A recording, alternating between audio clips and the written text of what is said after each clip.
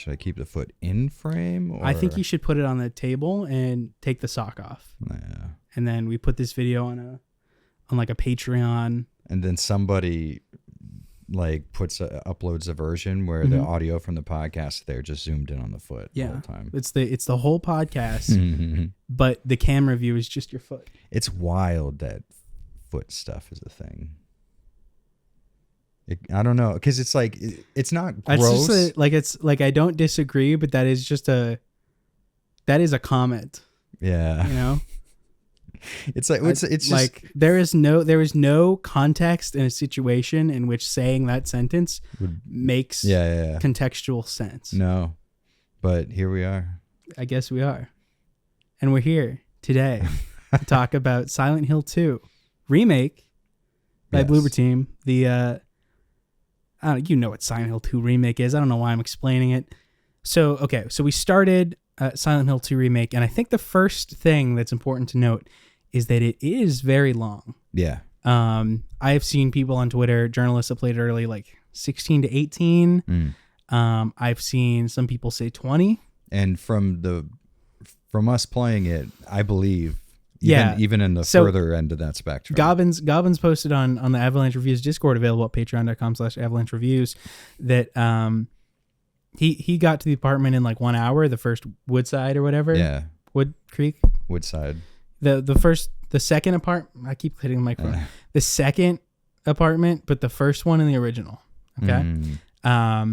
He got there in like an hour, and I think we were 3 hours in when we got to that apartment. Roundabout. So if you're playing like us, this could easily be like probably a 30-hour game. I could see that. Yeah. Which is insane. For Silent Hill 2, which is a game, when I played it for the podcast, I started at midnight and I was done by like 8 a.m. Yeah.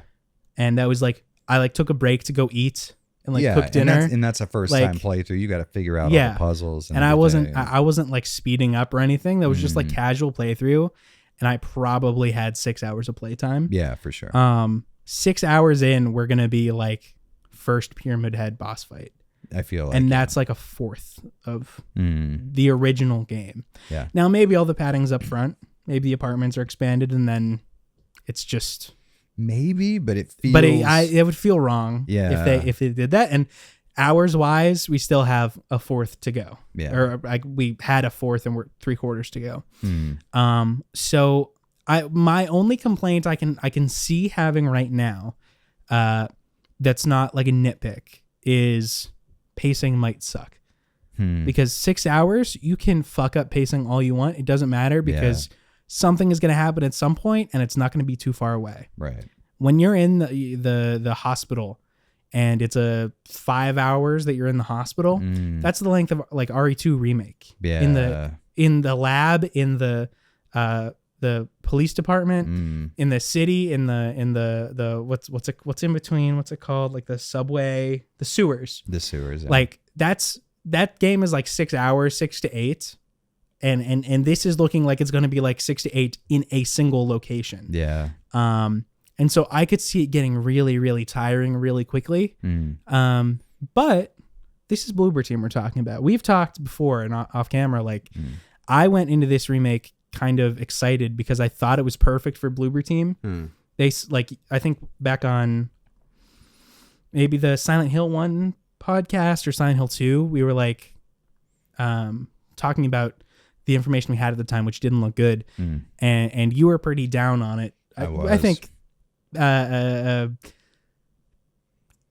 safely. Yeah.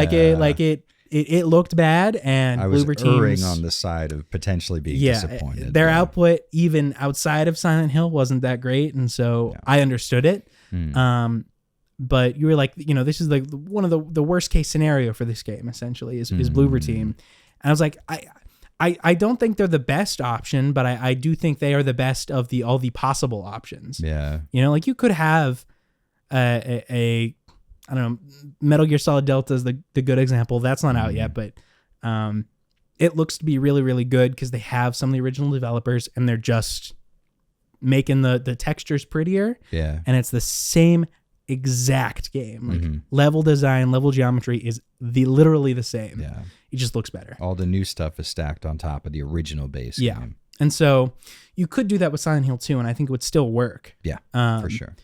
But if Konami wanted to go the full remake route, Bloober Team has a history of making really, really good, maybe not gameplay, but just like they never nailed down the mystique. They don't have like that ethereal horror feeling. Yeah. They know how to make things scary, but they don't know how to make it feel scary. And when you walk in with a blueprint like Silent Hill 2, all of that is done for you. Yeah. All you have to do is figure out how to make it actually scary instead of just feel scary. And so far, I would say where they have shined is just including what was in Silent Hill 2, which was a big surprise for me because all of the press surrounding this release was, it's going to be different. This is not going to be the Silent Hill 2 that you're familiar with. And I can see how what they were saying is true because much like Resident Evil 1 Remake, they have added shortcuts and locations snake in on themselves, which I'm sure we'll cover later. They have really added a lot to the core of Silent Hill 2 in terms of gameplay. But in terms of story, from what we've experienced so far, it's been really accurate. Yeah, so essentially the way it's set up is all of the cutscenes are basically the same. Every cutscene we've run into is the graveyard, Eddie, Laura stepping on your foot. Yes. All of them are like dialogue essentially taken from the original, put in the new one. Yeah. Written a little better to sound more, maybe not better, but just more natural. Natural, for sure. It doesn't, my complaint to the original was that it sounds like it's a Japanese writer getting localized. Yeah. Instead of someone who actually knows English or even just like a Japanese writer that was localized well. It's just like word to word translation almost, and it sounds a little weird. I mean, even compared to Silent Hill 3, Silent Hill 2 is much more stilted. And I get why people like that. I can see their points. Yeah. But when the whole game's the emotionality between Mary and James, and I don't feel any emotion with Guy Seehee, it didn't hit with me. And so this, in terms of the voice acting and the writing, seems to like bring it up on that level. Like it still feels a little weird and off. Yeah. But it's not so off that it pulls me out of it. Yeah. And so all the cutscenes are essentially the same, just updated. I found that they hit all of the high points you would expect in terms of dialogue. So with Laura, her laughing at him, like there are the quotes that you remember, you'll be able to still mouth them out to these conversations. Just in between, the way like topics are broached are just a little more conversational versus theatrical, I guess. You know, well, it's almost like in the original, it's like the Metal Gear Solid 2 thing where you can tell Metal Gear Solid 2 is why I brought it up is because in the translation they have in the codec, there's only so many words you can have in the codec, and Japanese you can write a lot more in a lot less space, using less characters, because you can use kanji and everything. You don't have to write out the words. And so when you're translating a codec call, you can't just add more codec calls. You have to write more with less, essentially. Even though you have technically more characters, you have less of what you can say with it. And Silent Hill 2 kind of feels like the original, kind of feels like that in the like length that these cutscenes can be route instead, where like less due to the language, more due to the PS2, where like you can't have a 5-minute cutscene in the graveyard because then you're going to have half the disc is going to be video files, you know? And so they can kind of do whatever they want. I think from what we could tell, the cutscenes were all real time.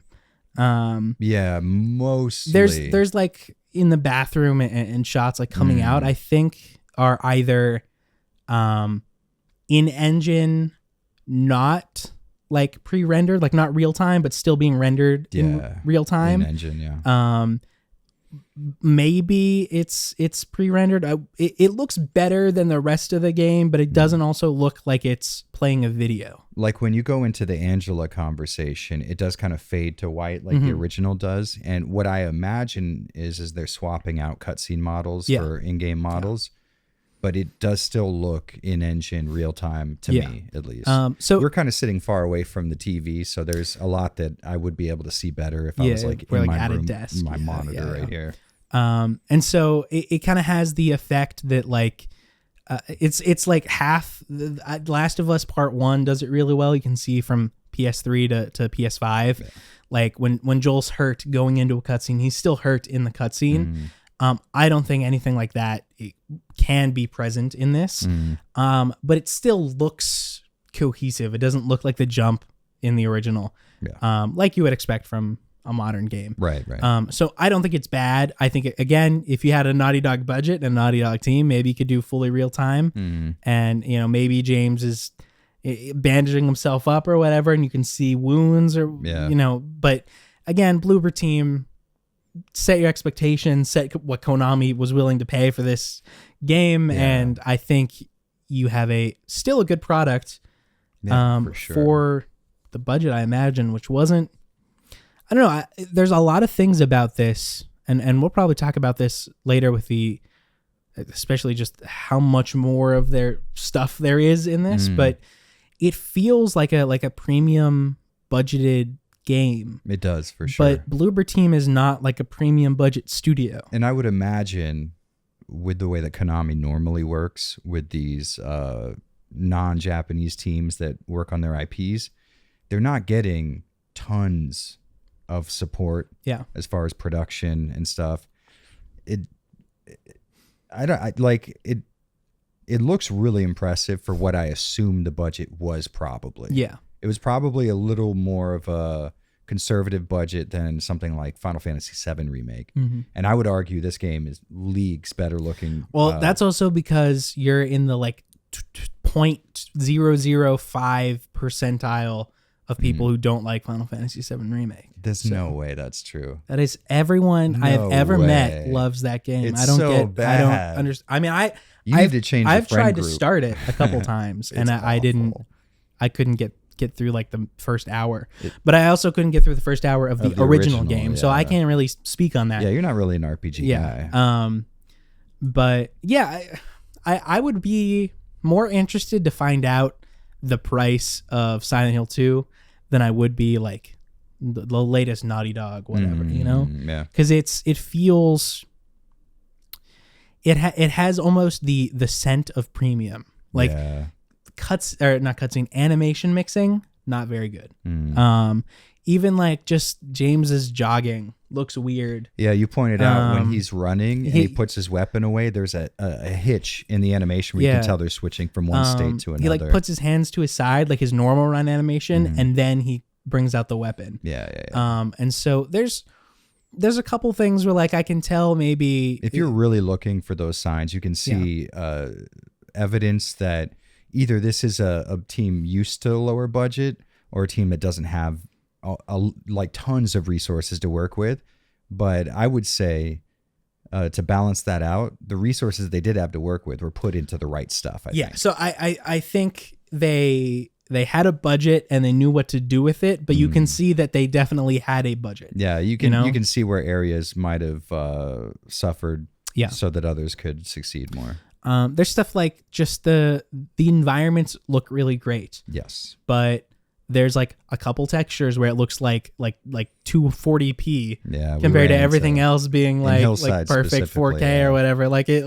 There's just little spots where like, okay, no one's going to look at this or it's going to be really far away or it's just like what we were looking at was like a wall texture that was really low quality. I'm like, there is no reason for us to have gone up to that wall and looked at it. So I, even just from like a performance optimization thing, that might've been a choice they made.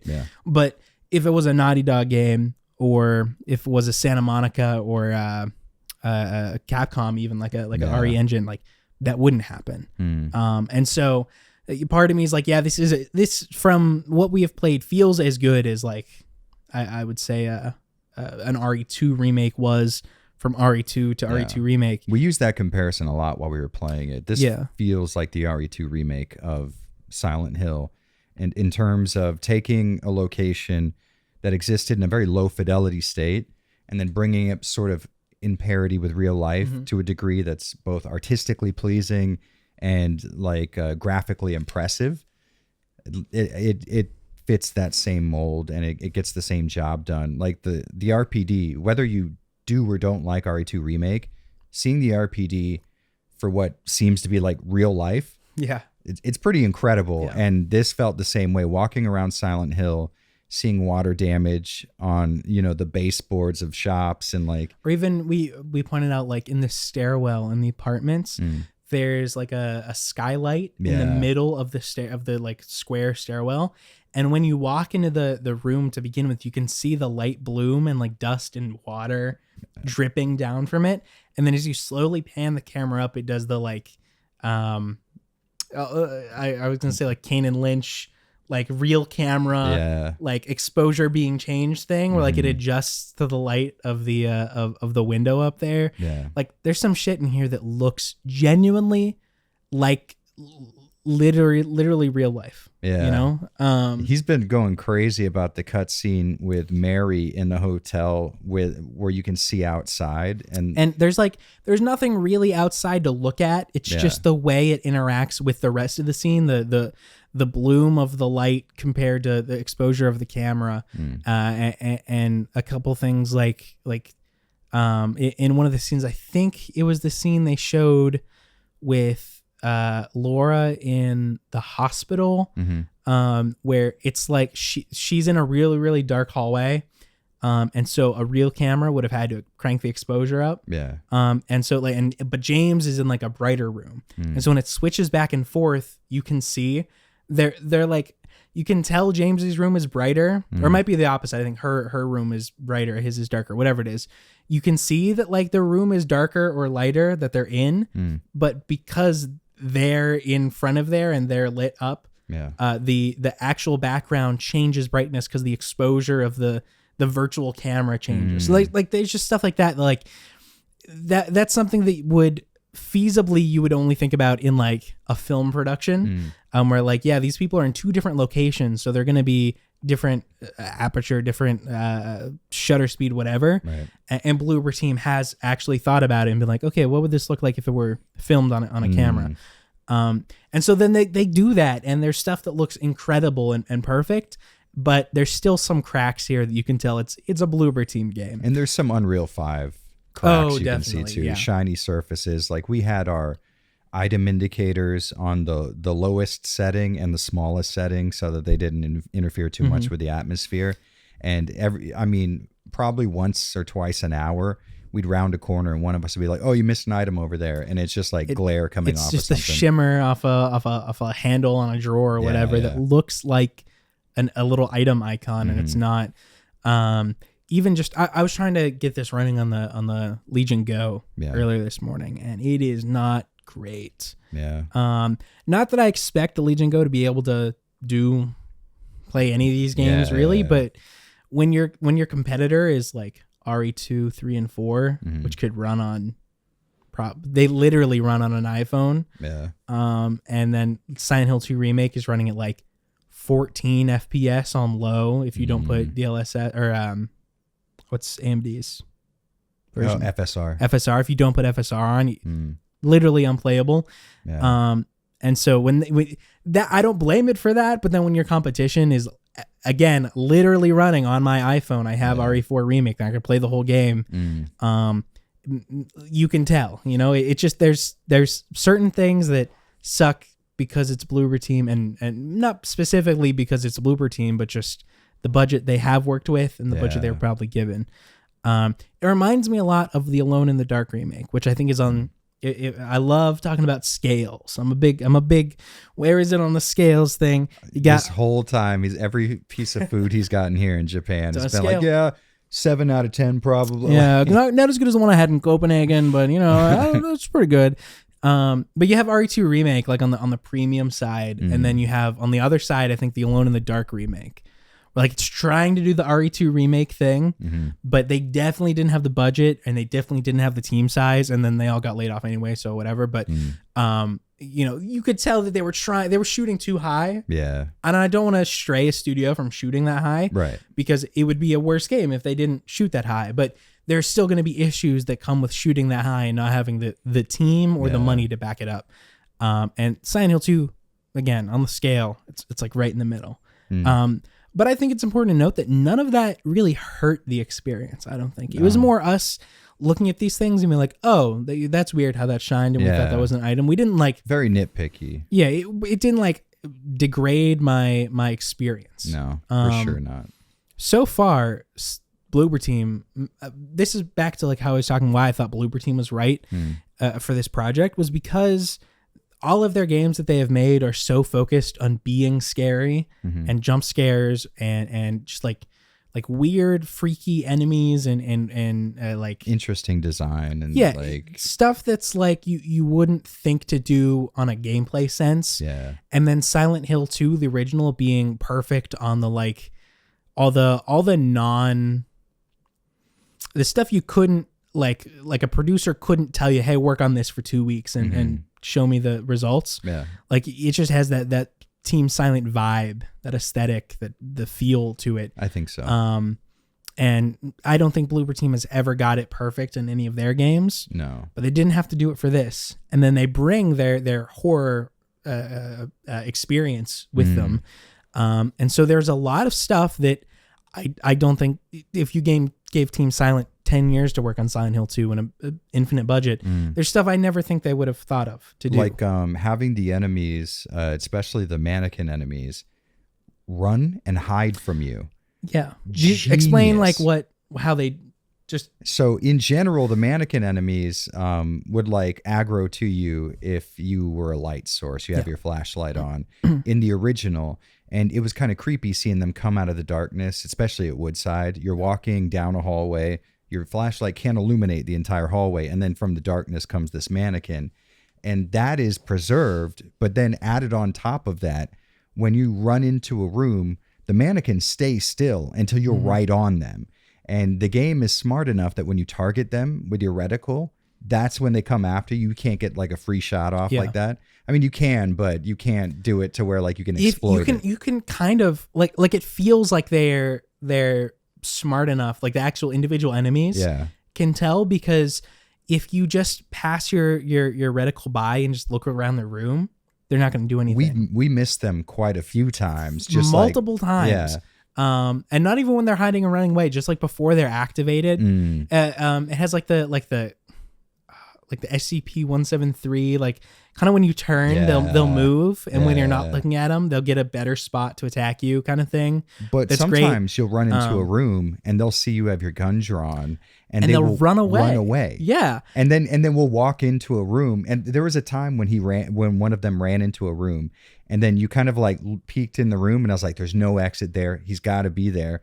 And we kind of like checked the corners, and we missed one corner. Couldn't find him. That's where it was. And then he attacked as soon as we like looked away. Yeah, it freaked us both out. It was really good. But yeah, so like there was a moment where like we saw one, and I like aimed my reticle in the wrong spot to like slowly move the gun over to see if it like wouldn't notice, and it didn't immediately run away. So like it feels like it has an intelligence of its own that's trying to check if you're aiming at it or not. Yeah, for sure. And if it actually can't tell that you're aiming at it, it won't attack yet. It'll think you don't know where it is. Yeah. And so I likened it like Alien Isolation with the alien. It feels, it's obviously not as intelligent as that horrifying thing is, but it has the same effect. Yeah, for sure. Where like the enemies, even just the regular lying figures, they're not like necessarily difficult enemies to kill, but they will do shit that is extremely smart to get you off your game and to find an opening. Yeah. The lying figures, they have like a short spit attack, a long spit attack, and then they have like a lunge. Yeah. And especially when there's two of them, I think they however they're coded or whatever, they kind of know when you're like attacking one, because then they'll get ready to do a long spit from far away. And so you even though you're like, if James is in the middle and they're on the two sides, it feels like I'm not, maybe you can test this and find that it's not true and it's just us making it up or whatever, but like it feels like one knows that this one's gonna spit, and so this one does a regular attack that you have to dodge, and then you like dodge right into the other one's a spit attack. Like there's just so much nuance to the enemies that like you don't get from the zombies in Resident Evil. It's certainly or any contemporary. Combat with them is not repetitive so far, and like 4.5 hours in, we would feel that repetitive nature. It's not, because they don't repeat patterns very often. And sometimes after 2 hits, they'll interrupt with a physical. Yeah. Sometimes they won't. Sometimes we get a full combo in, and it's fine. You know, like 3 hits, we're good to go. And then we can dodge out of the way. But sometimes they interrupt after the first hit, they interrupt with a physical attack or something. The combat feel reminds me a lot of Callisto Protocol, because the melee is a trigger, which is very Callisto Protocol. And I liked Callisto Protocol, but I will never. Melee is B. Or melee is a trigger. I'm sorry, dodge to actually is B. to actually hit them. And I know there are issues with that game, and I will defend that game till my last breath. I enjoyed it, honestly, but I will never ever in that same breath defend the combat. Like it was fun, but it is the definition of repetitive. It is for sure. Hit, like dodge, hit, dodge. Not only that, it just doesn't work in groups either. Yeah, and so it feels similar. And so maybe because I've played that, I immediately start doing the pattern thing. Hit, dodge, hit, dodge. And they will punish that. It'll work the first time, and then every other time it will not work. And so you're never comfortable with fighting an enemy, even though there's like James has like the same little white boy swing every time. White boy swagger. Dude, let me tell you, okay, side note, Bloober Team, they quirked up this white boy, okay? My goodness gracious. He looks good. He looks so good. And he's like a little sassy too now. And like I don't know. I don't even know how to describe it. It's like if they were going for normal guy in the original, I think maybe this is a slight departure from that. James is no longer just NPC guy like he was. And maybe that was the original intention. Yeah. But I like when my characters have personality. I think a character. You're not going to enjoy Silent Hill 4, by the way, just based on that. Well, we're going to piss off a lot. I have started Silent Hill 4 like 5 times. Yeah. So that's going to be a story when we play that game. But I can kind of see what you mean already, just where I was in that game. Like he doesn't have a character, and I think it's like the same thing with Link. They're trying to get you to like insert yourself as the character. Yeah. But I am never going to insert myself with James Sunderland. Here's my argument for that. My thing is, with a lot of characters, the cope can sometimes be, no, you're supposed to self-insert. But it's just ironic that for a character you're supposed to self-insert with, they have all the hallmarks of a poorly written, poorly emoted character. It's just kind of ironic. It's like, no, it just seems that way. It's like when a song sounds bad on purpose. It's like, yeah, but the end result... It's kind of the same. It's the same to like, and especially if you're trying to play a game like Silent Hill 2 without the background knowledge, you know, if you're not terminally online or terminally a capital G gamer or whatever, and you're going into Silent Hill 2, I don't think you're going to immediately clock that. Like it's like if you watch a David Lynch film, but don't know who the hell David Lynch is. Yeah. It might require analysis that you're not willing to put in. And so you're expecting like if you only ever watched like quippy superhero movies and then you loaded up Inland Empire, it's gonna feel wrong, you know. And no matter how much intent there was from the artist, you have to still guide the player or the viewer to that intent. And I think this remake does a better job of that than the original. And visually, a lot of people, when the press was first starting to come out, they weren't happy with James emoting facially a lot because he was more deadpan in the original. And I get the argument, you know, me being the guy, like the 1-to-1 remake guy, I understand the argument behind keeping it the same as the original. But I would say, and a lot of the Silent Hill faithful will hate me for this, but as a Silent Hill 3 like fan, they don't already. Yeah, that's true, yeah. I would say that his emoting is just, it's better overall for his character. It looks impressive. Yeah. Facial animations are off the chart for James. Angela looks less so for sure. You can tell the A characters from the B characters. Yeah, for sure. You know, like Angela and Eddie, they look good. Yeah, their faces but are they're modeled not well, but they don't as good. They don't animate quite as well as Yeah. James. And we were talking about this. It looks like the budget was James and And Maria. Maria, Which is I'm fine with. I mean, again, that's back another to the Bloober team. You can tell where the budget went. picking and choosing. Yeah. Yeah. But his the voice acting is awesome and it fits his character Incredible. very well. I like how he has like a slight Boston Yeah, to him, yeah. but he's still not like.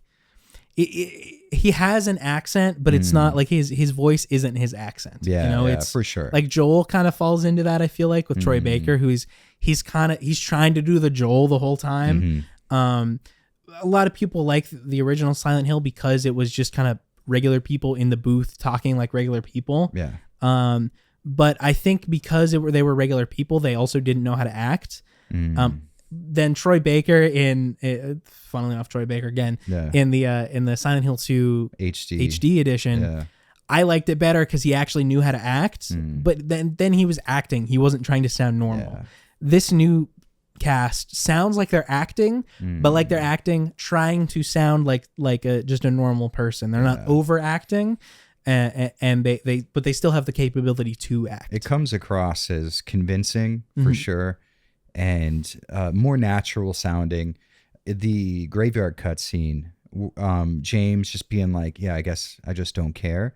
She's delivered in a more like he just realized it in the conversation. You know, she's like, "It could be dangerous." He's like, "Yeah, I guess I really don't care." He kind of even does like a little little shrug and like thinks about it for a second. The animations definitely work with the voiceover, but I would say whoever's voicing James is doing a killer job. In the very beginning, he has a very breathy delivery, which does kind of sound. I thought he was going to keep that the entire time, which might have sounded a little off. But no, when he talks to Angela, he hits more highs. Yeah, I mentioned like the way he sounds is like how I talk to myself in my head. Yeah. You know, and that's like how it would be for him, is that's what he was saying in his head. And then when he actually goes and talks to someone, he's much louder. Even like with Eddie, he's like yelling at him. Yeah, that's true. And so he has range too that like Guy C he never had. Yeah. And that initial monologue for sure would require like, "I got a letter." Yeah. You know, just a very somber thing. And then the visuals along with that is him just looking in the mirror, very existentially, like, "What the hell am I?" kind of thing. Yeah, I mean, visually and voice acting wise, it's a much more convincing performance for sure. And I know Silent Hill fans aren't going to enjoy that quite so much because there is such a emphasis put on the intentionality of the performances in SH2. I get that. I understand where it's coming from, but seeing the alternative now, I prefer, which is not the case for me usually. Yeah. But I do kind of prefer the more natural cadence of conversational dialogue versus the dream logic style of Silent Hill 2 versus Silent Hill 3 was a lot more real people saying real things as well. So maybe that's just more my... I think my issue with it always that people try to put the intentionality, like you say, on it, but it was the intentionality was coming from the casting director or I don't know if they had a casting director on the game, but like whoever did the voice casting, the team, that all the intentionality was on their side, on the art design, on the writing, on all that. Yeah. And then they intentionally chose these people that didn't sound, or that weren't actors, that kind of looked the role, sounded the role. That's what they really wanted, is people who looked like the character. It was intentionality all one-sided. Yeah. There was no, these people that they hired did not have intentionality because they weren't actors. Yeah. And so I think, I don't know, I imagine I'm probably a minority with the original game and that viewpoint, but I think the remake takes steps to still provide for someone like me and make sure that it's not just completely surrealist, but it's a good mid ground where like it feels more realistic. It makes someone like me happy, but I don't think if you are a huge fan of the original performances if it's going to make you like angry or hate. I don't think the so. new performances, Because I can still appreciate the more stilted nature of the original performances for sure. And there is a part of me that really enjoys them. But there is kind of a stigma around the idea of modernizing things. But I feel like in this sense, modernizing means just a little more convincing, a little more well acted in terms of coming across as natural dialogue. And seeing it now, I do kind of prefer the new performances personally. I if they keep up what they're doing, Yeah, for sure. I don't see myself. I think the big teller will be Maria at the end. Yeah. And from what James. we've seen, just based on her animations and her sort of personality and delivery, I could see that dynamic between those two even being more convincing than the original. I'm so excited. As well. I'm It's gonna so be excited cool. to get to that part. We might as well say, I think, I imagine we will have this game beat by 2 weeks from now. Yeah, for sure. Right? So For sure. probably the 28th this month. I can put off playing Silent Hill 4 another month again, which is huge for me. Saving Great yourself. news. Yeah. Oh, yeah. And I imagine we will have this whole game done soon And to then talk we can about. do a proper. Yeah. But for like just general impressions, like I don't see how they could fuck it up. I don't see any like hints of something that could go wrong. I would be surprised if they did, because so far they started very strong, and they started in a way that I think could be continued. As far as pacing goes, they've added a lot of new locations. We went into a pre-apartment before Woodside, which was wild. But what I've really enjoyed, and I could see them continuing throughout the runtime of the game, is the way that they've added side streets and little side hallways and ways that you could snake back in. Like, for example, in Resident Evil 2, when you get to the second floor and can drop down the ladder from that balcony kind of area, there are probably 30 of those before you even get to Woodside. And the game tends to snake in on itself, and you keep coming to a central area, finding a new path, and then opening up a way back to that central area from a new way. It's genuinely really well designed. I will say it does feel a little gamey at points. Like it's like the Todd Howard Elder Scrolls cave design a little bit. But I think where it falters in that aspect, it brings up on the sort of just the town feeling more real overall, because there's more places that are explorable, even down to like buildings that you can't go in, doors that you can't go in have a closed sign on them. So good. And then most of the buildings you can go in have the open sign. Either that or the door will be slightly like cracked ajar, a little bit, or like an enemy will come out from it, like stuff like that. That like I hated in like Silent Hill 1 especially, because it's a PS1 game. You can't really tell what's going on with the fog and everything, and enemies chasing you. And so I'm going around clicking on, just mashing the interact button as I run down a street trying to see if anything's interactable. As from a modern lens, that's 100% understandable. Yeah. Back when being raised on PS1 limitations, we understood that there's no way, like not even 1/100th of these doors would be openable. But then you miss the doors that are open. Yeah, you do, exactly. And so, this happened a lot when we were playing. Like I would go back, I would make sure if I see something up ahead that looks like it's going to be a cutscene, or like the Pyramid Head, like through the bars. I didn't want to go to Pyramid Head yet because I was worried that something was going to happen. I was going to be pushed forward and I couldn't get back. Yeah. And so I like turn around, I make sure I double check everything, and then I go forward. And trying to do that on like a Silent Hill 1 type game is actually just mind numbing, because there's maybe I should have used the map more, I feel like, because you can kind of see. But the issue within the map is that you have to go there, and Harry and James have to see what is there first. And so I'm already there, so I'm just going to click A and interact with it and mess with it the whole time. That's another thing, and I don't know if this is the case with other Silent Hill games, but you just have to come near doors that are unopenable, and James will X them off for you. I don't know if that was the case in the other games or if I just tried them all, but I'm pretty sure you have to actually attempt to open them before they get like X'd off in the map. I think it depends, because like outside in the town where it's like literally just a PNG texture, I think those don't even show up on the map as a door. But once you're in like the apartments in like Silent Hill 2 and you go and click on every single door and the whole thing, this game does a really nice thing that's, and again, it's just a modern thing where like it'd be weird if you try to do the survival horror interacts text on the bottom of the screen, pausing the game kind of thing. And so instead you just kind of like run against the door and James like put his arm out and open it, like just shoulder check the door if it's openable. And if it's not, he'll just kind of like do nothing. And so you can kind of just like grace by the doors and you can tell by his body language if it's openable or not, instead of running up to it, clicking it, and especially with tank controls. You run up to a door, you click it, then you have to turn the whole way around and there's no like good quick turn or anything. So you just kind of wait for him to rotate and then continue running.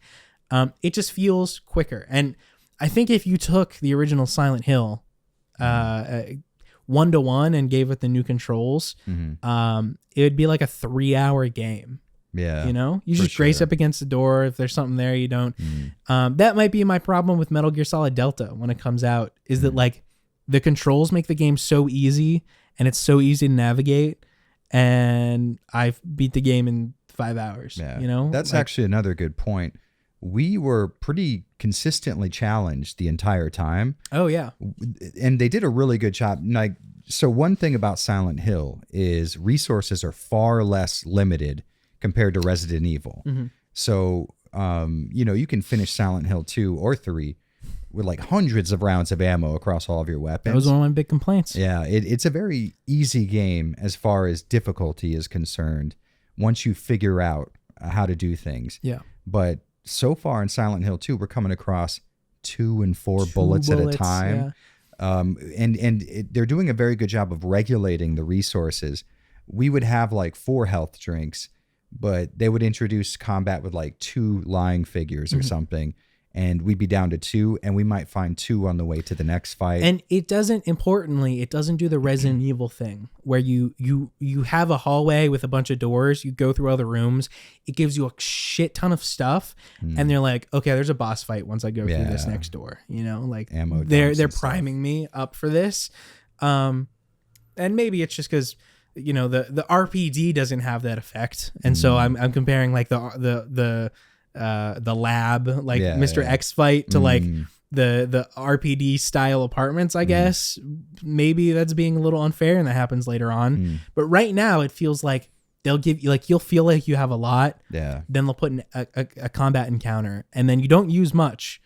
But then in the next room, there's another small combat encounter. It just gets low enough to where you're a little worried. Like, and fuck, okay. You never have so much and you never have nothing. Yeah.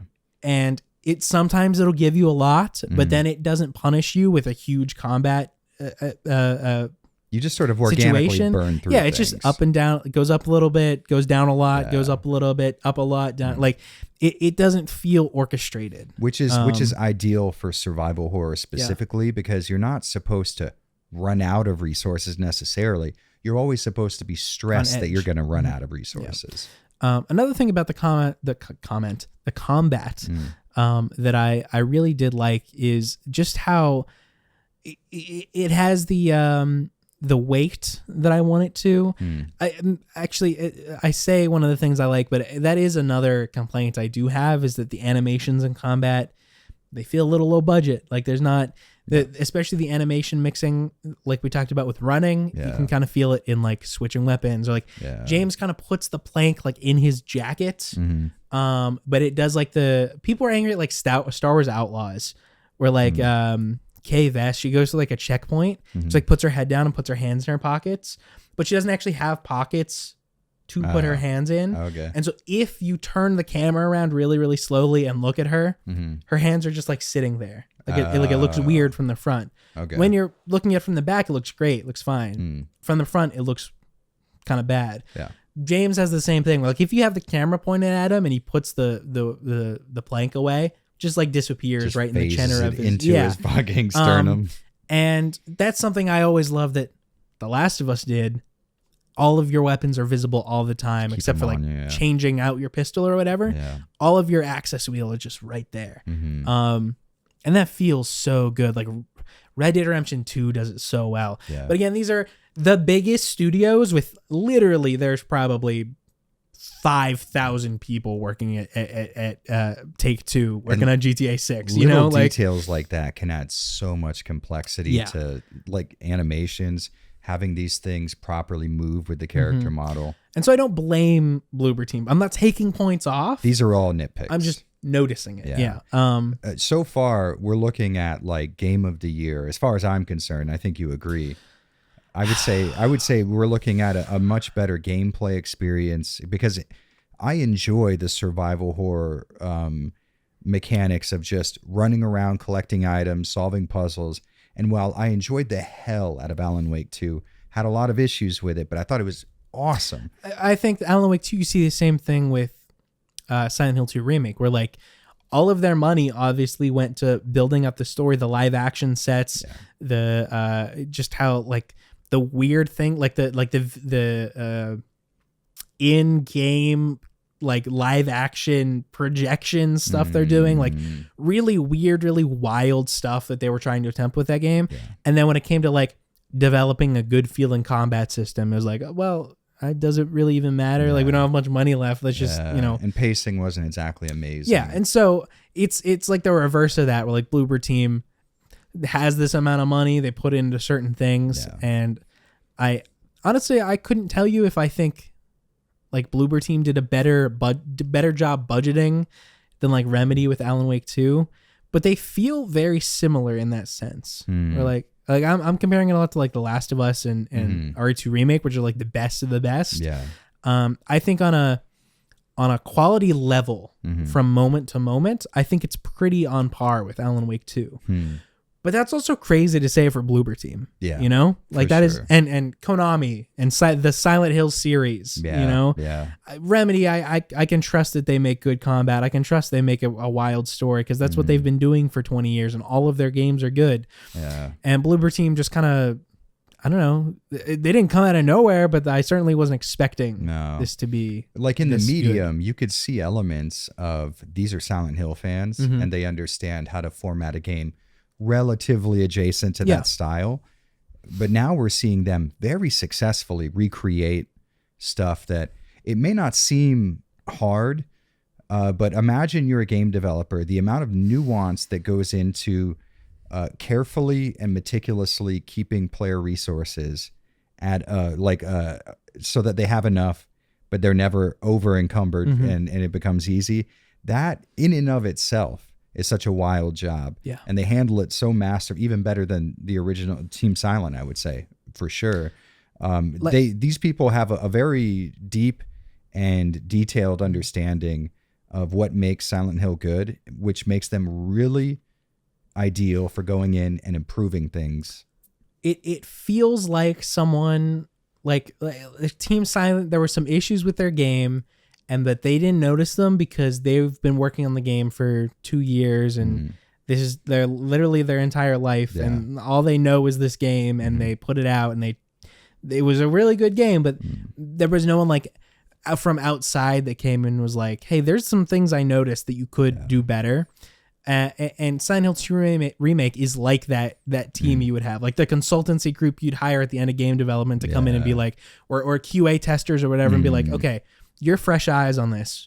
What did we miss? What doesn't actually work that we think works? And this has that effect where like it's this other team, and maybe even better than the effect of a consultancy group or QA tester, because these people actually know Silent Hill. They feel like they know Silent Hill and they feel like Silent Hill fans, and so they still have the fresh eyes, but they're still experienced. Yeah, in for sure. In the medium, which now we know. Yeah. Now we understand that that's what they meant when they said this is not going to be the Silent Hill 2 that you guys, this is going to be our interpretation of it. I get it now. At first, I thought that meant, hey, we're rewriting the story. It's going to be a different, what they really meant is, hey, we're going to make some gameplay tweaks that's going to make this what we think is a better video game. And I think that's not something you would have gotten if you would have had like a Tom Hewlett Silent Hill fanatic working on the game, because they would have been, and me personally, I would have say I'm a game developer. Yeah. I would have been worried about making it a one-to-one experience. Bloober Team comes in with the balls to say, hey, Team Silent, here's where you fucked up. We're going to try and maybe tweak this a bit. And I would argue, And at least in their this balls are big enough. in this sense, it worked. They did it very well, I think. Yeah. I think it helps. I imagine at Team Silent, not every single person is a Silent Hill fan. And so when you have a team like, again, I'm not super in the weeds on like the Tom Hewlett trilogy, I guess you could call it. And how those teams got those projects, but even like is it the Silent Message? Quick Message? What's it called? Silent Snapchat? Hill, was it just the message? Silent Hill, the short message? The short message. Is that Thank it? you. That was it. That's it. You can tell like that was a team that like was so in love with Silent Hill that they like went to Konami like, we really want to make this a Silent Hill game. This is going to be a Silent Hill game. Here's our idea for a Silent Hill game. Whereas Bloober Team, I can tell they're probably fans, but I don't think they were like, this is Silent Hill is our life. Our whole life mission is to make a Silent Hill game. Critical fans. We need Silent Hill in our blood. They don't feel like that. There's like, hey, we love Silent Hill. We think we can make this remake. And so it doesn't feel like a fanatic making it. Yes, but it's also not like someone who's never touched the original or whatever and just, make it look nicer or whatever. Right. It's a good mix. Yeah, I would agree.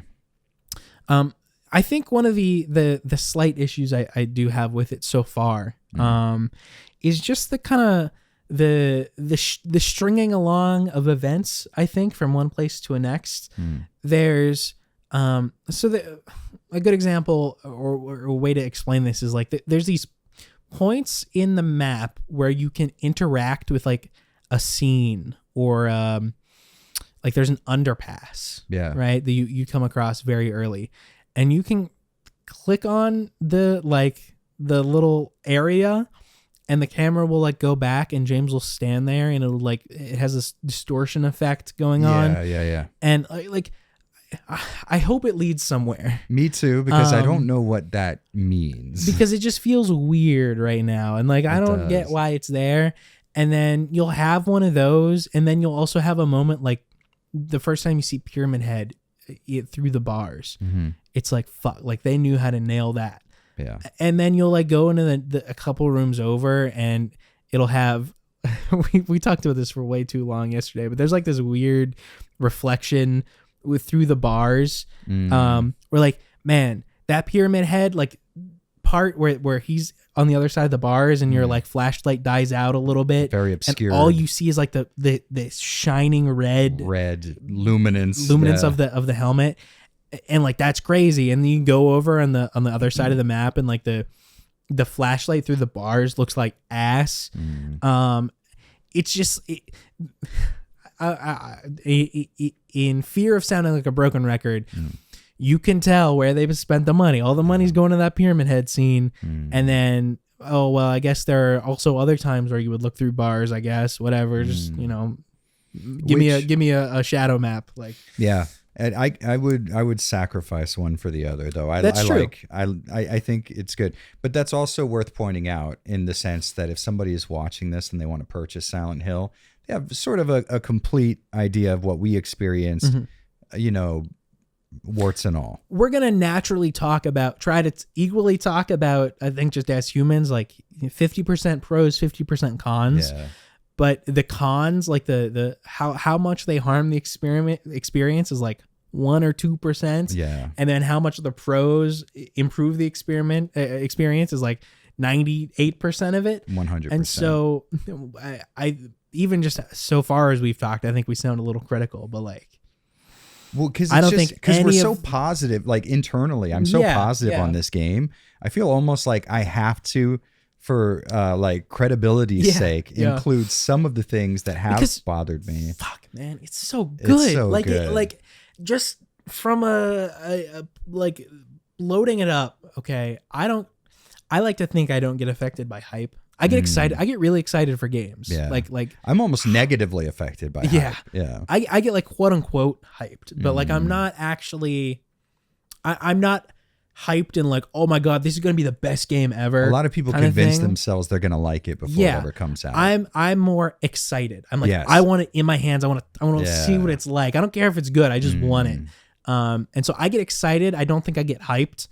but like I felt the hype loading this game up, and not even because of any of the marketing or anything, just because like the opening moments feel so right. And just looking at James and looking at this story in a way that feels properly done, just feels so right in my skin and my blood, and I want more. I want to play more. Like I mentioned earlier, I brought my Legion Go to try to play this in Japan, and it's playable. But I don't want to ruin it for me. I'm not going to touch it. I don't even want to replay the section we played with a bad. You were talking about just getting the PS5 to have a base level of like relatively reliable performance. I think that's what I'm going to do. As opposed to fidelity, but chancing hitches and stuff. Like, maybe it's not going to look as good, but I played the first game in my bed with my surround sound set up, with the lights off at night, TV glowing. Like I want that experience, but with the fidelity to back it up. Right. And I'm just so excited for that. I can't wait to get home. I think that's a fair, desire too. Is like I would take performance over fidelity for sure. Yeah, we even played it on low for most of our playtime because it like you could tell that it was on low compared to looking at it on a high. In a sense, but like we are playing on a TV that, for reference, we're like, how far are we away from this? 15 feet. Yeah. Around about 1540 feet. So a lot of the details, 12 maybe. Somewhere in that neighborhood. Over 10 feet, which is like too far probably. And we are playing at 1440p, not at 4K. Yeah. We did disable DLSS because some of the motion trails were a little too much for me. And no ray tracing as well. No ray tracing, which honestly, if you're playing a modern video game with ray tracing on, you are purposefully hobbling your experience for results that can sometimes look good. Yeah. That is as high as it goes. I did notice there's an option for, of course I forget the name of it now that I bring it up. Cube, whatever, reflections. There's screen space. Screen space, thank you. And you can turn that on and off. And I tried it off. Yeah. That I can tell the difference. Like that's a ugly ass reflection versus that's a pretty good reflection. Yes. But comparing it to ray traced reflections, like I think it's more realistic on like the angle that it's showing. Yes. But it doesn't actually look any better. Screen space reflections, the worst problem I have with them is they can be grainy depending on the application, and your character model can interrupt them unnaturally. So James standing in front of a puddle, you'll see a blurry boundary that stretches out into eternity where screen space reflections cannot occur. You notice that a lot in Last of Us Part 1 where they like I imagine in terms of an optimization thing, they have a system where they're like, okay, this is where it drops off and it goes to like quarter resolution shadows or whatever. But then sometimes once in a while you will, I think I sent you that like underpass in Pittsburgh. Yes. So like, it is the most obvious transition that you see, like really, really high, like perfect 1:1 resolution. 1:1 resolution reflection. And then it's like in one area of the game. You move like 2 pixels to the left. Yeah. You know, and so I imagine it could have that problem at some point. With if you're not ray tracing. But the more reliable performance. But it's just so by much. And far is much better. It's so much better performance, and it's not worth the 100th of a percent that it's going to be on screen. And the hardware we're running this on now is my old editing rig. So we have a 3080 Ti in there, which is by no means an underperformer, but for modern PC games, especially in the 4K era, it's certainly not ideal. But at 1440p on a 4K display, I was not able to point out the things that I would normally be, pixel peeping in front of my monitor with. So if you're playing this on a couch, on a console, or on a underpowered PC at like 1440p, it looks like when we first played it, we were kind of debating on whether or not the beginning cutscene with James walking out of the bathroom was in engine. And I was saying, please let this be in engine. And then the cutscene stopped, and I was just standing there. I was like, oh, this is gameplay. Ready. It's ready. Yeah. That happens all the time in The Last of Us too. Like I know I compare. I'm sorry to people watching this who are here for Jared and don't give a shit about my view. I don't care. I will compare things to The Last of Us all the time, but I think this is a good game to compare it to because it feels so much like a Naughty Dog game. Like it has not like Bloober Team was obviously shooting for that kind of feel. The RE2 level of quality, the Naughty Dog level of quality, and they don't hit it all the time, but because they went for it and they hit it most of the time, there's just moments that I'm like, fuck, like there are not that many studios that could pull that off. Agreed. And I don't know how Bloober Team is becoming one of those, but if this game is any indication so far, like they're somehow doing it. Maybe this is what happens when Bloober Team has like a proper-ish budget compared to what they've been used to. As far as I can tell from following a bunch of the devs on Twitter and just how they've made games in the past, they kind of run like an indie studio. Yeah. They have the AA size, I would say, in budget, but like they run at a okay, let's get this game out, and we're gonna get the money from this game and put it on the next game. And but if this game fails, we're fucked. Right, you know. Right. And this has the actual backing that I think like someone like Remedy does really well with, because or Kojima is another great example where like people want their games not because their games are going to sell, but so they can say they have those games in their portfolio. Like a looks good to personality around. Yeah, it looks good to a shareholder that we have we got the guy, we got Sam Lake, we got Hideo Kojima, we got Remedy, whatever. The same reason like Sony gives Naughty Dog like $300 million, you know, are they going to make $300 million back? I don't know, but when you're in the store, maybe you pick up a copy of Infamous 2 on sale right now. I wish Infamous 2 was on sale right now. Whatever. Fuck so do you think Sony, put these games on PS5. Might be joining those ranks? I think like maybe like even just from a Konami point of view, like I don't know if this is gonna make them a ton of money, but it'll show that they're back and that they're ready and they're willing to make things. So it'll be worth the investment, and that's gonna give them other revenue. And like, dude, I bought the James Sunderland jacket. You know, like I'm ready. I'm excited about Silent Hill, and even though I'm not a lifelong Silent Hill fan, like games I've played this year, they're like really big cultural touch points. Metal Gear, everything like that. Well, I guess Metal Gear is a bad example because we have Delta. Yeah. Like I'm not excited for the new Yakuza games. You know, I'm like they look cool. They look cool, but I'm not like, man, I feel like a Yakuza fan right now. Even though I love 1 and I'm playing through 2 right now. They're really good. I'm not like I'm not ready for more. I'm not primed for more. Yeah. But I'm primed for more Silent Hill. I'm primed for more Metal Gear. And so I'm just thinking about it more. And if they ever wanted to like, we're gonna build a new team. I think Metal Gear is a good example. If MGS3 or Delta does well, like. They can kind of, they've said in the past that we didn't want to touch any of these other games because we don't have the team for it. Yeah. But I could see Konami on the business side being like, okay, we'll build the team. You know, this is going to give us the money. Silent Hill 2, I could see doing the same thing where like, if this does really well, even if, I don't know if Bloober Team, maybe they give Bloober Team, hey, remake us 1 and 3. Or... God. With that approach in 3, I mean, listen, Silent Hill 1 is a very playable, fun video game, and I enjoy going back to it. It's so good. But Silent Hill 3 is where my heart is. Yeah. And if I could see a similar, I would even take, you know, redesigns and the changes and dialogue and stuff like that, just because seeing what Bloober Team can do with this stuff now, I trust them with it. Yeah.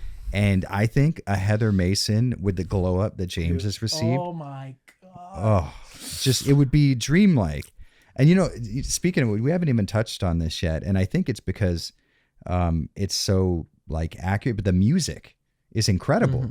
But it's just, you can tell that these songs have been arranged in a way. Some of them sound a little more arranged than others. So the way I put it was like, you can tell the original Akira Yamaoka is just, he's like sitting in the music room and he's like, okay, I got a cool synth I'm going to try out and see what I can do with this weird sound. And then this time it's like, okay, well, I have the money.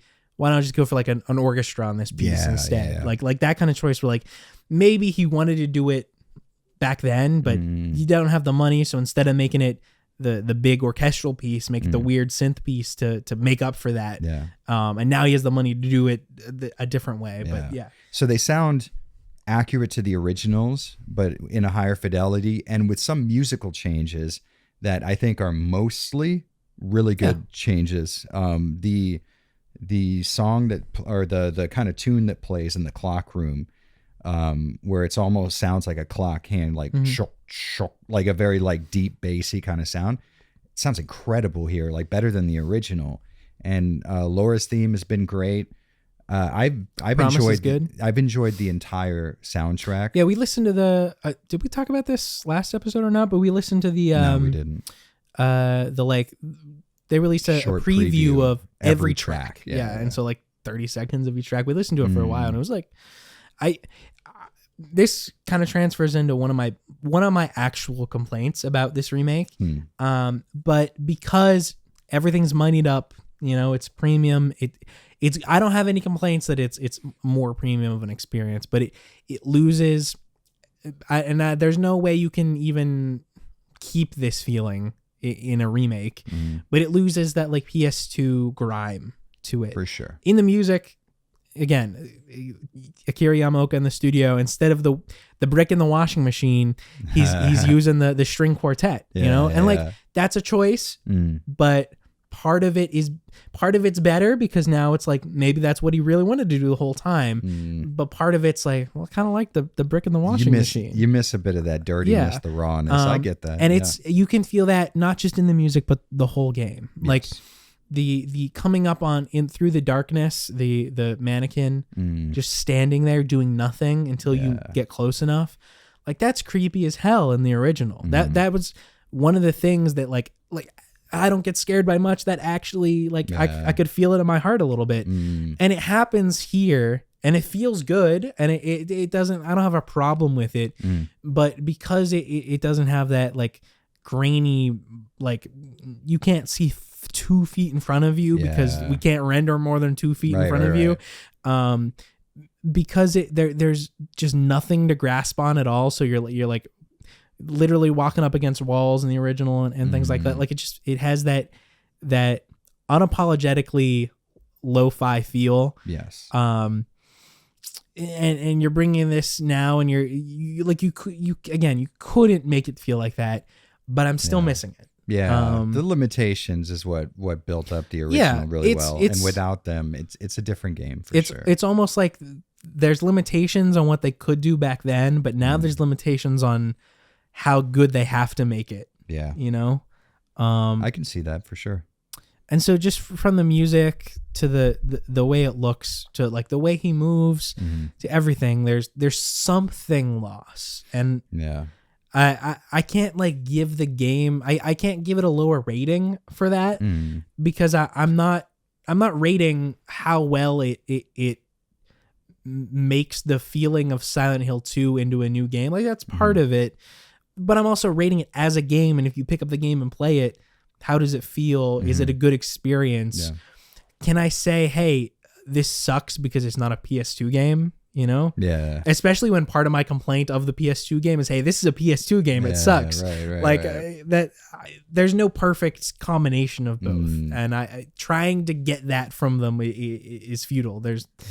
You can't. But a little part of me's sad that I can't. I get that. But that brings up a funny point, and I didn't even think about this. So there is a 90s filter you can enable in the options. Don't put and it on. I went to enable it, and it gives you film grain and a vignette. Personally, I think the vignette's harsh and it's a little too dark. It's too much. But maybe it's more like the original. I could see giving just the option for the film grain. Yeah. I think that would be smart, even though I probably wouldn't enable it myself. What I don't understand is that it's called the 90s mode. Silent Hill 2 came out what year, Jared?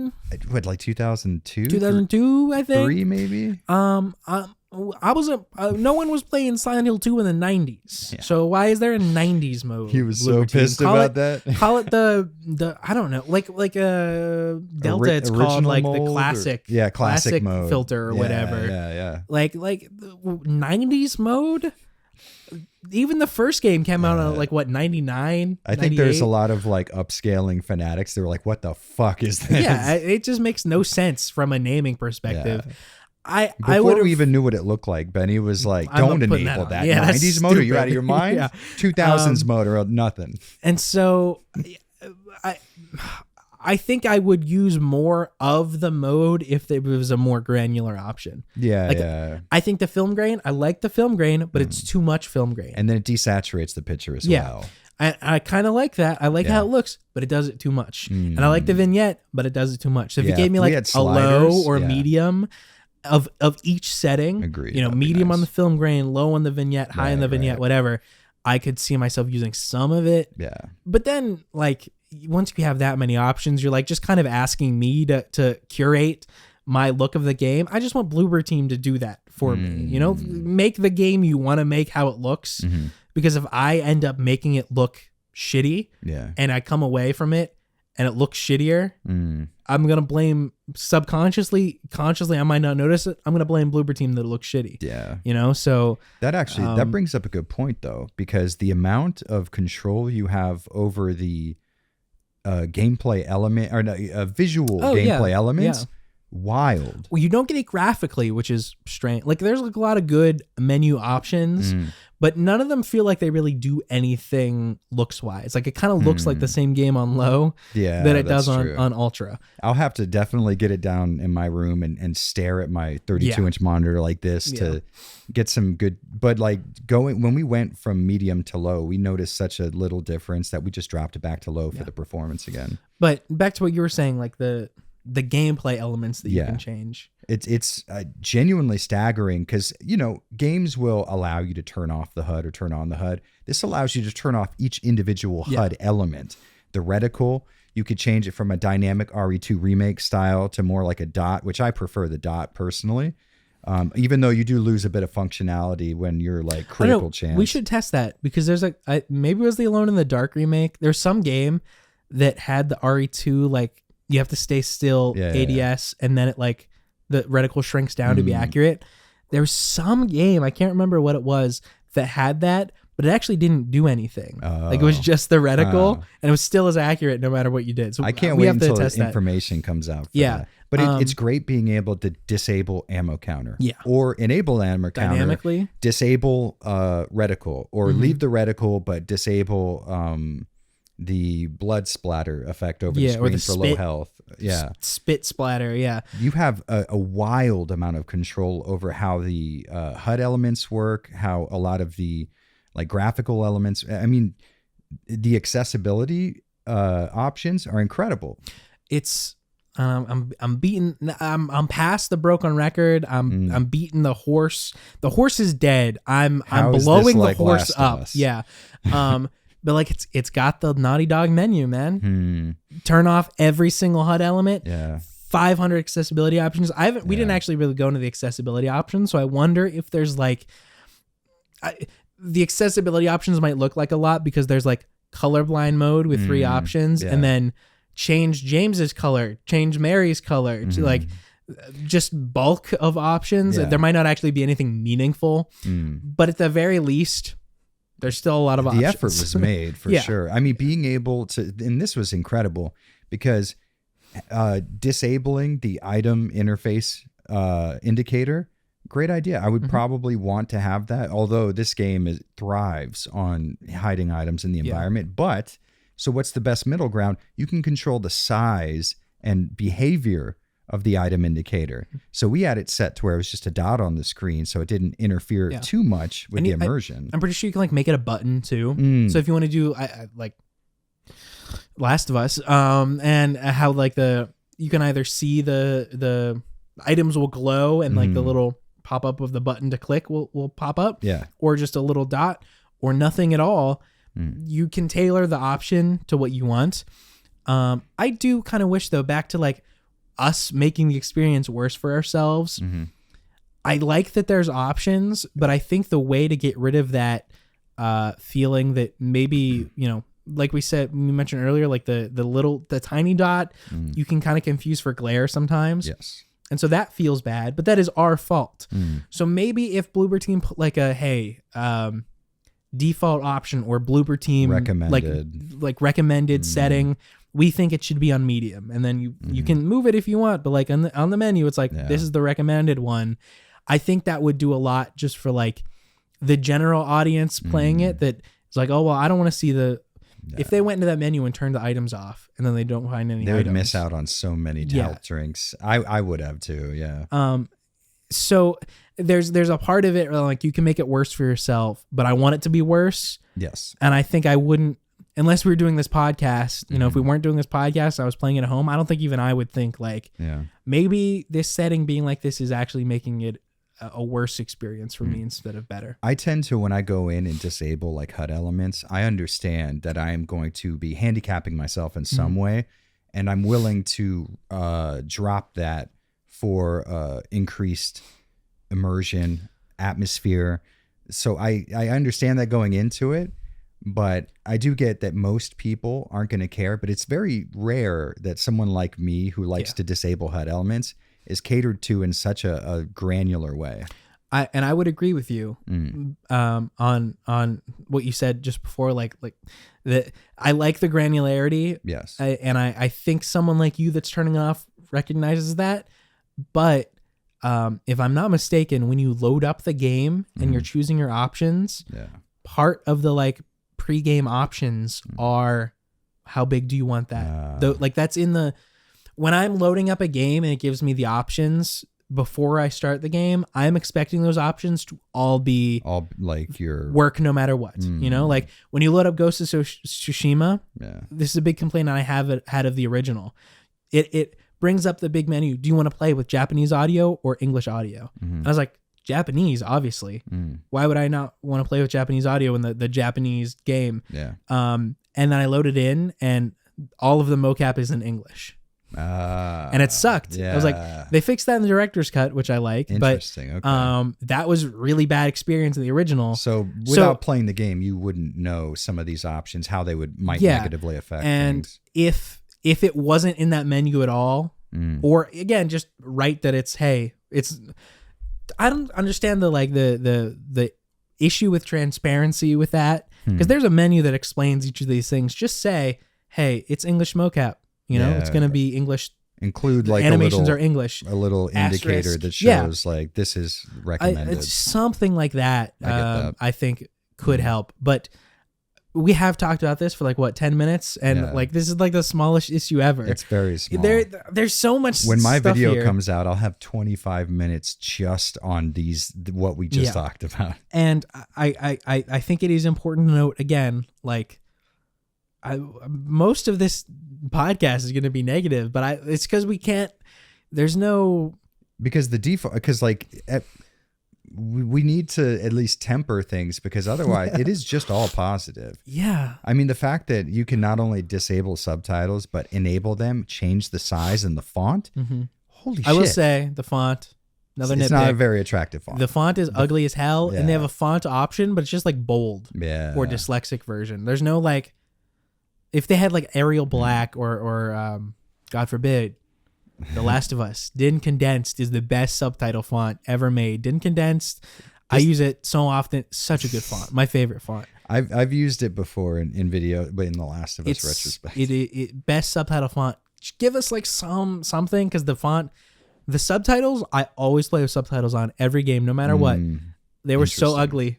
Yeah, we turned them off. I don't think I'm gonna play with it on when I play by myself either. Yeah.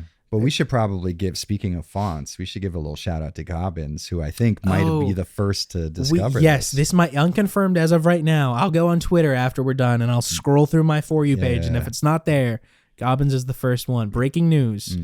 But the Silent Hill Ranch sign that you come across, that is the Comic Sans and the HD collection, is hidden in the farm. If you do the free camera hack, and you go into the barn, it's in a little pile right there with the Comic Sans, classic Comic Sans. Like a garbage pile. Yeah. And I even said when we were playing it, like, I kind of wish Bloober Team just made it the Comic Sans font. Just as a gag, just because it would be funny. But I also noticed the font that they chose is more rounded, Comic Sans-esque almost adjacent to than the original, but it's not Comic Sans looking. And so it's like, I think they know what they were doing when they chose that font. They're baiting, like, you're looking at it from 20 feet away. I'm like, holy shit, is that the Comic Sans font? And if you're not looking for that, you're never going to think like that font looks weird. But, man, I'm just trying to think of like, it's hard to be overly positive about a game because we could sit here and be like, wow, it plays good, it feels good. Like if something's bad, we can be like, okay, here's what I would change. Here's why it's bad. I can't really tell you how it's easier to be more detailed when you're being critical. Good. Yeah.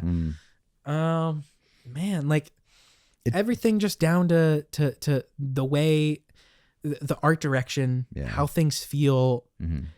I love the window bloom and how everything outside a window looks. Yeah. But I love how everything looks in the town and how the fog looks. Yeah. That when you're windstorm. Oh my God, that was so cool. Gorgeous. And then you have like enemies coming out of the wind, and it is the sound design of the game is amazing, which you would expect from Silent Hill.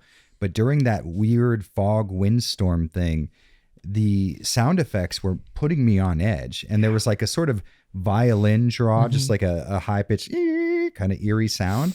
And I was like, this storm is scary to me just because of the sound. I'm like, something's going to jump out at There's me. There's a thunder sound that's really good. I think once you get to the apartment, it's just like, that's a fucking good thunder sound. Like there's no way that's a stock sound effect. The dripping water echoing in that stairway of the hotel or of the apartments at Hillside.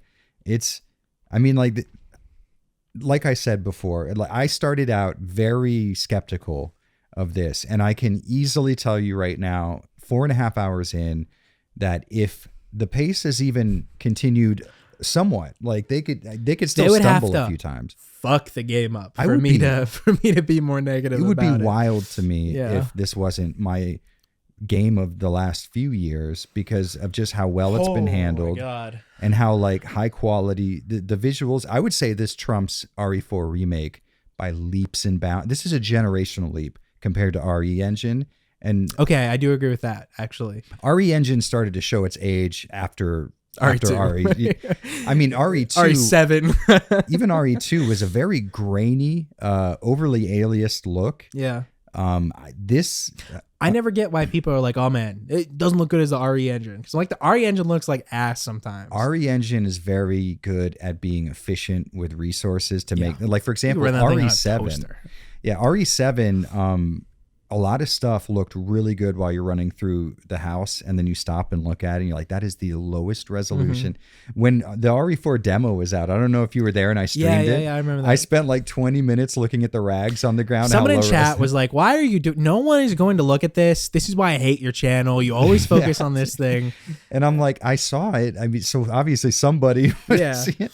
But like I would say that this is a much more graphically impressive game despite having a lower budget than RE3 Remake, RE4 Remake. That engine is starting to show its age, and that might just be an RE engine thing, but Bloober Team has done something really amazing with Unreal 5.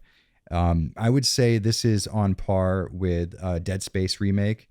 It surpasses it in facial animations, I think. It's a good analog to like the Callisto Protocol. It's like the best game that like best looking game like ever came out from like a cinematic standpoint. Like everything is perfect, and like you can tell someone looked at these scenes for 20 hours on this one frame. Great particle effects too. But it's like a very linear kind of movie feel to it. Yeah. And so you can't do that with Silent Hill. So you take that quality and spread it out over a wider surface area. And then Dead Space Remake is like, it's like the same level of quality, but it's like spread out. And so it's thinly veiled quality almost. I would say the faces in Dead Space Remake have a very soft, almost CG, like Pixar look to them. Yeah.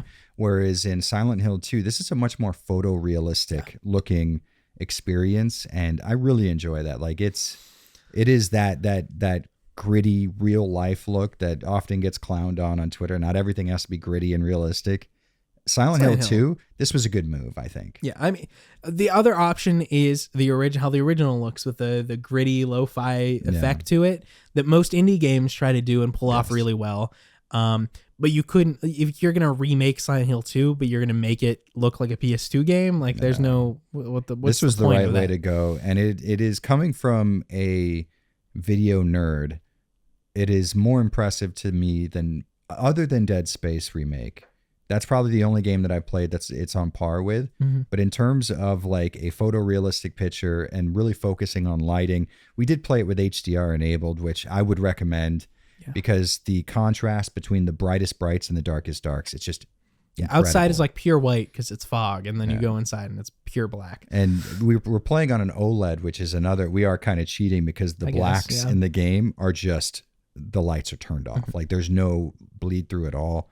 Beautiful looking, but also very impressive on a technical level outside of the display we used. I think part of the way I can reason my positivity for this game is the fact that like last night we were in the Blue Creek, the second apartment. Yeah. And we were just like, man, imagine this, but Silent Hill 3. Like, dude, imagine if like, dude, what if Bloober Team, what if they had like some extra money for the next one? Like, dude, it looks so good. Like I'm here, I'm thinking about it. I'm like, oh my God. Like I'm getting myself hyped up about a theoretical game that doesn't even exist and probably will never exist. And I'm excited for it. Yeah. Because that's how good this is. And you know, it's not like Konami is against the idea of letting outside developers touch the Silent Hill series. This seems, I mean, based on the early ratings we've got, critically, it's killing. Now, of course, the critical response to Silent Hill 2 was pretty good, but it was more of like a cult following type of game. I will say this seems like it's going to be a success. An 87 Metacritic for it's the same with like movies. You know, like the best horror movie to a horror fan is going to be their favorite movie they've ever seen. Right. But on a ratings board or like the Metacritic or the Rotten Tomatoes, there's going to be like a D, you know, these people will go see it or someone who doesn't play horror games is going to play it and it's like, oh, it's too scary. I'm not even going to touch it. Yeah. You know, so these kind of games just have a lower score inherently. Right. Resident Evil being one of the examples that kind of got past that, I think. Yeah.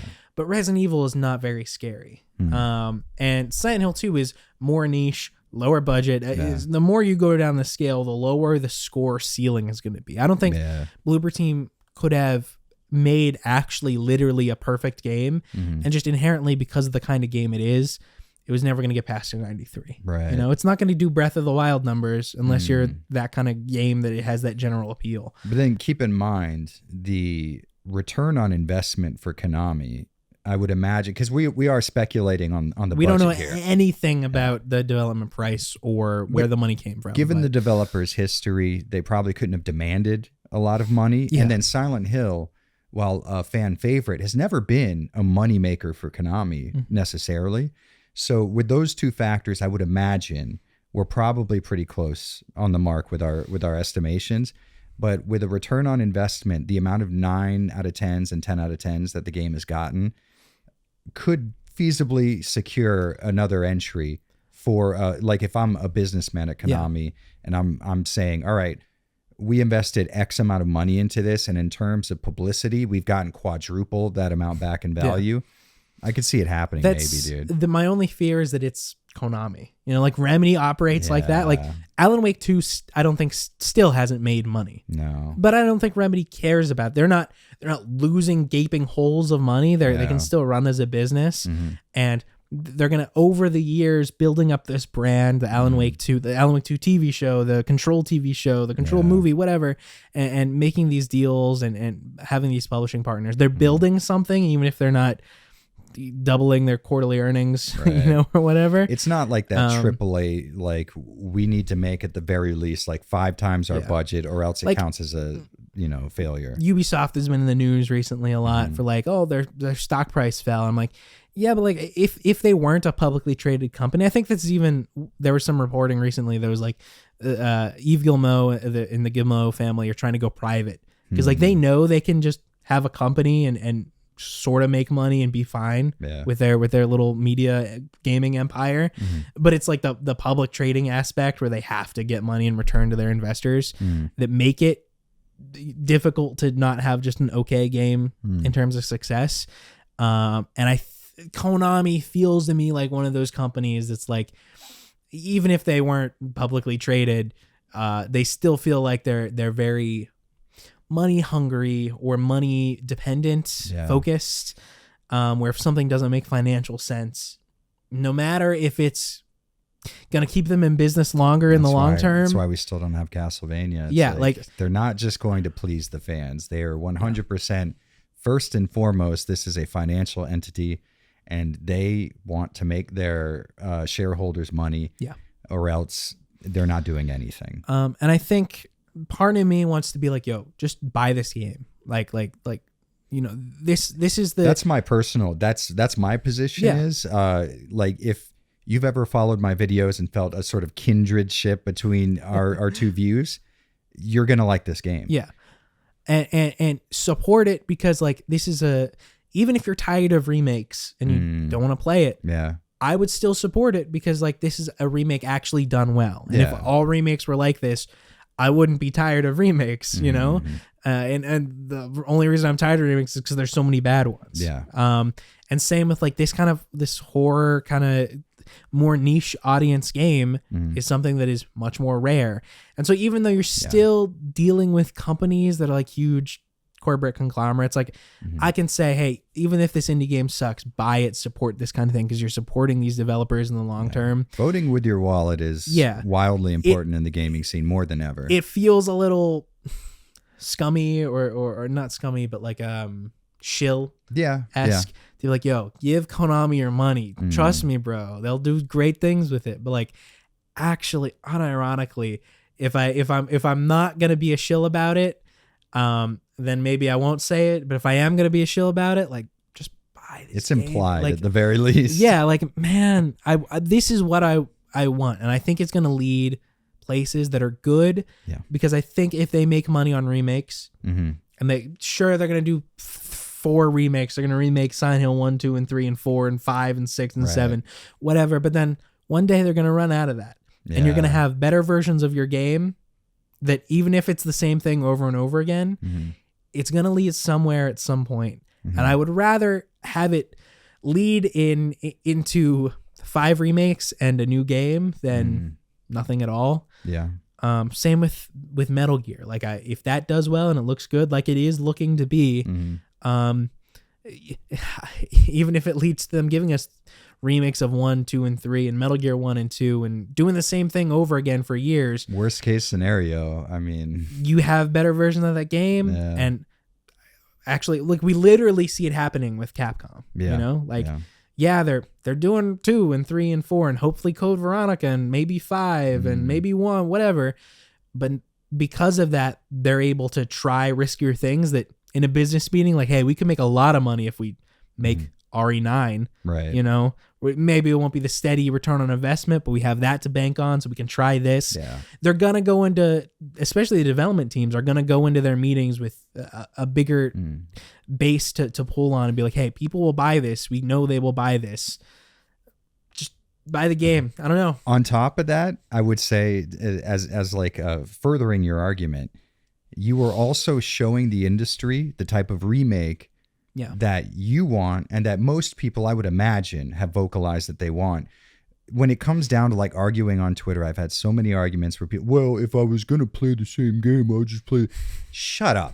That's not true, because as soon as somebody announces a 1-to-1 remake of a game you love, you're on board. And as soon as they change a single element, you're pissed. It's just a bullshit, like, thought experiment. My view on it is like, I don't care if it's going to be the same as the original. I don't care if it's going to be different, as long as it's good. Yeah. You know, just make it good. That's all I care about. What you're doing is by supporting a remake like this, you are supporting the idea of more remakes like this, because the industry pays attention to what works and what doesn't. And when you see Final Fantasy VII Remake struggling financially and not hitting their goals I don't know at all, it doesn't. I'm sorry. Financially, it's a failure. No way. No, because I think that's just a Square Enix thing, man. I think they set their expectations so high. Like, every single one of their premier games has been critically acclaimed. People have to be buying it. I don't see how those can be. Final Fantasy VII. Angry. Final Fantasy VII didn't perform as well as 15, and 15 was financially financial disappointment for them. Financial disappointment, because I think their expectations are like way up here. But here's the thing: when you promise shareholders you're going to make this much, and then you don't, you do suffer as a company. That's fair. So there is a tangible, but this is the thing: the industry looks at the successes, it looks at the failures, and that's how it decides how it's going to ebb and flow. So I think when you support projects like this, you are ensuring, or you're at least raising the likelihood that you'll see more projects like this where time and effort has gone into accuracy, but also improvements. Yeah. And we see things like for Dead Space was wildly successful, the remake. I would imagine without the Dead Space remake doing quite as well, the Silent Hill 2 remake doesn't get as accurate, that potentially doesn't get to Bloober Team. We can sort of track from point A to point B. And I think in between point A and B are people financially supporting projects that are doing the things that they want to do. So if possible, don't pirate this game. Just buy it so that I could potentially benefit from your actions. Do it for us. I mean, I'll be, they might give me a free key. And if they do, I will probably buy it on PS5 and just see if it's a more consistent experience. You're going to have all of the performance ports of it. And you're going to make a video without having access to the PC port and the PS5 port. You, Avalanche Reviews, are going to make that video. Hey guys, welcome to this Avalanche Reviews video where I don't talk about how it looks on these different ports. You're going to do that? I don't know. It could happen. Yeah, okay. Well, that's going to be the worst Avalanche Reviews video in the history of Avalanche Reviews. At the very least, one of you who are watching this right now can pirate it due to me buying 2 copies. That's true. Yeah. So we're giving you the right. And you were talking about potentially buying one here in Japan. I want to buy a physical. I like buying physical versions of the game. I bought this so I could play it in Japan on PC, on Steam. Yeah. I want to play it on PS5, so I probably will end up buying it twice. And I'm glad we did, though, because that was a cool experience. For example, there's a part where you get to the coin puzzle in Hillside. And oh, my goodness. It's so good. Experience spoiler. Yeah, so it is. Like, sadly, close the video if you haven't played it, because actually it was like we started screaming and looking at each other. I would rather not ruin this for you, no joke. Skip this part, skip 20 seconds, we'll be done talking about it. But you activate the coin puzzle, you solve it, and then it rotates, and there's another one. Brand new puzzle. And then another one. Yeah. And then another one. Every time they did it, me and Benny were jumping off of the couch. So good. And we were figuring it out in real time. And it wasn't difficult per se, but it made you think. Yeah. And it made us sort of follow the logic of the puzzle, which is what a good puzzle does in a survival horror game. So me and him, and then he goes, oh no, but it says the man approaches from the front or something. Yeah. And then like he who is responsible and all this. So we were putting together the pieces and we were doing it almost in real time, looking at it, reading it, and then immediately coming up. But you had to think about it just hard enough that you felt good when you got it. And then the next one shows up and I'm like, holy shit, this just changed the game on us. That's actually something I think we can talk about, because the puzzles overall feel a little bit more guided than they do in the original. But I don't think that's a bad thing. Like I can see someone on Twitter complaining about it or whatever. Silent Hill puzzles can be very esoteric. But, like, from an experience viewpoint, you go up to a clock and the puzzle is you need to find, or not the puzzle, but just the thing you have to do to get to the puzzle is you have to find the clock hands. Yeah. Okay.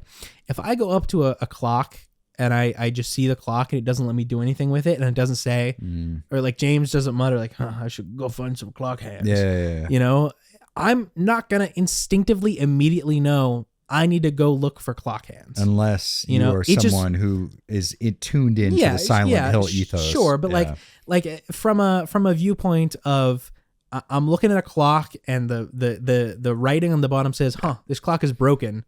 Yeah. I might not know it's a fixable clock at all. Like it might just be something to look at. I don't really know anything because I'm not introduced to the puzzle and yet. A lot of people who potentially would play this game would not be Silent Hill fanatics. They would be the kind of people, the Earthbound fans who've never played Earthbound before, but just enjoy the scene and the aesthetic and the general what it says about you and your taste in games. I would imagine like half the people playing this game won't be Silent Hill vets. Yeah, and so you have to throw a bone, you know, and I think adding a little silhouette of a clock hand where the clock hand is supposed to go doesn't make the experience any worse for you if you already walked in knowing it's going to be a clock hand puzzle. Yeah. And it just makes it better for other people. I don't think there's a reason to complain about it. I think it's fine. It is. I think the puzzles are so far easier though. Yeah. I think overall, and we did play on normal puzzle difficulty. Yeah. I'm a hard puzzler. a hard riddler. I would say with the Silent Hill game, I don't think I am. In a Resident Evil game where it's more mechanically oriented, I enjoy a good tough puzzle. But in Silent Hill, there's a few times where I've been stumped pretty hard. Like Silent Hill 3's tarot card puzzle is one that was always tough for me. I'm just always chasing that piano puzzle high. I got you. Oh my goodness. You loved that. Man.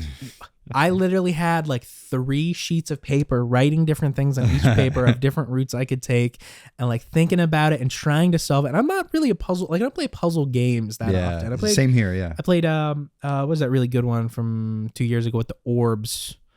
Not Jusant, not Observer. Oh, what was it called? It was an indie game of the year winner, I think.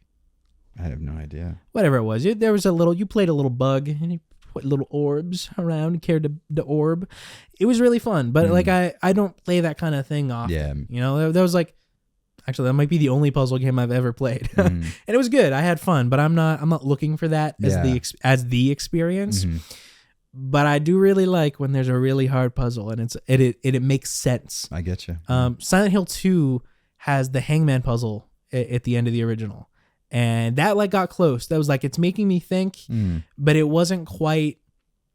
And this is on hard puzzle difficulty. Well, both. I think normal and hard. It wasn't intuitive enough. Yeah, you know? I would say so. It's hard, but it didn't guide me to the parts to start figuring it out like the piano I puzzle can't wait does. till Silent Hill Reddit gets a hold of this video. I was like, what a bunch of poser-ass Silent Hill fans. Actually, you know what? As a side note, I did see r/Silent Hill. I loaded up my Reddit for you page, new page, whatever they call it. I don't use Reddit. Yeah, and the first result was like, man, they made James hot.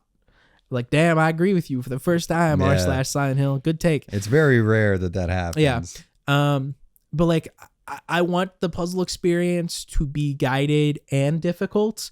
And if it came down to it, and you had a puzzle, Silent Hill 2 Hangman puzzle, where I don't even know what I'm supposed to click on, and the kind of coin puzzle where it was almost too easy, but it like gave me the dopamine rush of solving it because I felt smart. I would rather it be easier but more interesting than harder just to be hard. That's a good middle ground. That's what I talk about in my videos a lot is like, you know, maybe these aren't the most difficult puzzles, but they're the kind of puzzles that you feel accomplished after figuring out.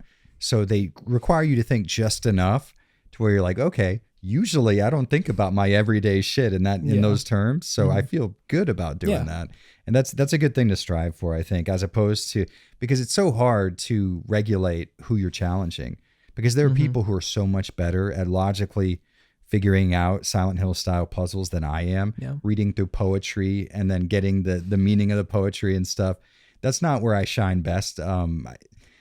Just like you, I don't enjoy puzzle games per se, but there was a really good game called Crosscode, and every dungeon was essentially a puzzle dungeon. And I loved it despite not pursuing puzzles on purpose. So it's tough to like control whether or not you're aiming for me in terms of pleasure, or you're aiming for the guy who's a genius with puzzles. But I think that's a good middle ground to strive for, so that everybody feels accomplished in a way, not necessarily pandered to like, oh, they gave me that one. But also you make them unique enough to where like it is an event that you solve that puzzle. That reminds me of something I do want to mention, but really quick, I looked up Cocoon is that game. Very good. I recommend it. I think it's on Game Pass. So if you have Game Pass, it's a very quick game. A puzzle game where you're a little bug and carry around your orbs. Okay. It's really fun. It's really quick. I recommend it. It's another one. It's like, do you know Chants of Sonar? Venba? I know. You ever hear of any of these? Okay, whatever. These are all really short games that are really, really good, and I really recommend if you can get them cheap. Anyway, Silent Hill 2. Good. Silent Hill 2. Like the difference in puzzles from the original to now. You were kind of talking about like they're trying to bring it up to the standard. Like they're still difficult for Silent Hill fans, still able to be understood by non-Silent Hill fans. Yeah. I think that applies to like everything in the game now. where like even just like the hallway design and how stuff loops back in on each other. I think it's a little oversimplified in the town because it's like you'll go into a restaurant, the Happy Burger, Smile Burger. I think it is Happy Burger. Happy Burger. Is Smile Burger a real brand in Japan? That sounds like a brand that I know, but I don't. The only ones I know here are Mosburger and Lotteria, but yeah, whatever. Anyway, you go into this restaurant and then there's like a back room and then you like crawl down and there's like a locked storage room and that leads you back. Like it's really simple. There's a lot of unlocking doors from the other side once you get to them. But in the apartments is where I think it does well. Cause then, you go up onto a balcony and that has a ladder back down the fire escape and or, you're on one side of the map and there's a really weird looking door you saw earlier. And then you find the key to that weird looking door and you're like, you immediately know where to go. Yeah. Very Metroidvania in that sense. Stuff that's like in the originals, there almost isn't enough fidelity or moment to moment experiencing that you're doing to do that kind of thing at all. Yeah, because you're almost looking at the original as a map in your head, whereas I'm viewing the remake as a building, like a 3D environment. Yeah. It feels like RE1 remake we talked a lot about, where there's stuff in the original RE1 that like. When you're bringing it and updating it, they change it to subvert you. Yes. But it never feels like they're changing it just to subvert you. It feels like there's a good reason. To the benefit of the game. Yeah. And its playability. And so when you come across something that's different, I don't think it's just different because Bloober Team's like, oh, well, you expected it to be the same and it's not. I think they're like, hey, well, it's different because if we didn't, you're not going to remember where that door is if it isn't a really cool looking door. And it's tough to say. It's hard to say to people who enjoy Silent Hill, these are improvements over the original, because you're messing with people's, like, they've invested emotions into this. But coming from a strictly critical position where you judge things based on gameplay and try your hardest to sort of put yourself in the headspace of somebody who would also be playing this, these are genuine, like, and honest improvements, I would say. I think overall, again, this is a long episode of a podcast for the 5 hour. We're doing 1-to-1 as we do normally with these review logs. 1-to-1 time to talk. I don't see it. I don't see it messing up anything in the near future. Maybe it does. I don't know. We haven't seen it yet. I think they would have to purposely try to run it off course at this point. I am just so excited to get back in and play some more Silent Hill. And it comes out tonight, right? For everybody else? Officially, yes. Tonight for us. I guess we could put this out tonight. So still we should today, do that. Yeah, we should just put it up. I'll edit it and put it out. Yeah. That'd be fun. So today. Wow, that's 3 episodes of RevueLog in 2 weeks. That's kind of crazy. Japan will do that to you, dude. Yeah. And then another one in a couple weeks. Hopefully we'll try to get Silent Hill 2 remake. Finished, yeah, because we can just play that once and talk about it. I think we don't have to deep dive. But man, final thoughts. What do you rate it so far? So far, as a video game, keeping in mind, I really liked the original. I did not see it as that emotional touchstone that most people on the internet tend to see it as. And let me also add, you like Silent Hill 3 more. Yes. And I think this almost is more in line with Silent Hill 3 in some ways. Yeah, in terms of gameplay, you are making less gameplay exemptions because it's Silent Hill and this is how it works. This is just a solid video game. Yeah. It is very fun to play. Exploration is very satisfying. Voice acting is at a high enough level of fidelity that it is impressive and also convincing. Graphically, literally the same deal. Impressive, convincing. The environment looks like it should. It looks like a real life analog of what Silent Hill would look like. I enjoy very much how accurate they've been and how close to the original they've worked, and how, like we just talked about, when there have been changes made, outside of just subverting expectation, they have been general improvements. I give this about as high as you can give it, just based on our short time with it. We may, after fatigue sets in hour 8 or 10, it is possible for me to develop some more complaints, but I don't think it's possible to have a better beginning 4.5 hours in a video game. Right. I mean, the best experience I've had with a modern day AAA video game has been Resident Evil 2 Remake, based on me not knowing anything about it and playing it totally blind. Mm-hmm. I tried similarly with Silent Hill 2 outside of just watching some of the cutscenes. I had no idea they were going to be this accurate with it. And I would say those two experiences for me are neck and neck right now. I can't wait to sit down with it down in my room and just look at every single pixel, make sure that I compare it to, I have captured footage of every version of the original Silent Hill 2. Every version. Yeah, pretty much. Every version. Yeah. But I give this about as high a recommendation as I can possibly give it to anybody. You mentioned like comparing these opening hours to other opening hours. And my first thought was like RE4 original, I think is like great, the introduction. But if you're talking like, man, like modern AAA games that open as strong as this, it's tough to be tough. Like this. I love Alan Wake 2. Yeah. Game of the year for me. Right. And top 10 video games of all time.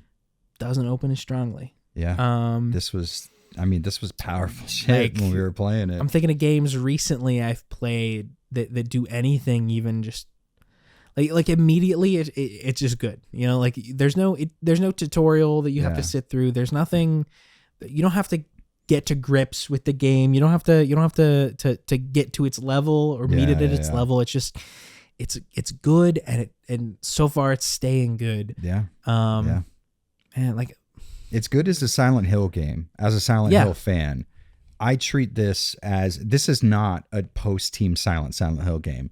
Like this is a genuine Silent Hill title. Literally just a remake of a Team Silent game. Yeah, and it is a remake in the sense that they have just taken the original experience, improved upon it, but it's good as a video game, and that's where those improvements come in. Because if a modern day person were to say, yeah, the camera system in Silent Hill 2 or the controls really were a bugbear and I couldn't get past them, I couldn't fault them for that. It makes sense. If you didn't grow up with that series and that camera system specifically, my wife wants to puke when playing Silent Hill 2. Yeah. And that's understandable because that camera is wobbling around all the time. Yeah. What we have now is what I think Team Silent would have made had they have had access to so much money and technology and resources. I mean, Jesus Christ, it's just good, dude. So I have a few hypotheticals for you. Okay.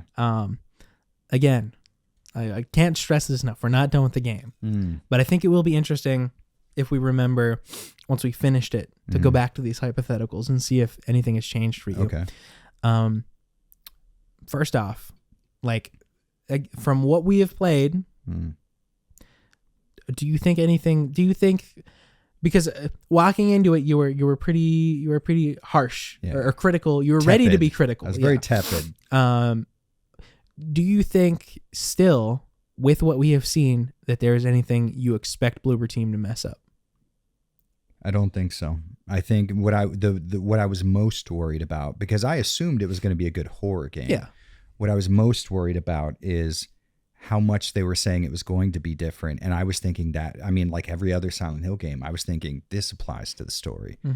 So far, it would seem weird if they heavily deviated because they've been so accurate so far in a almost one-to-one. What they've changed in dialogue has been delivery and not necessarily writing, which just God tier.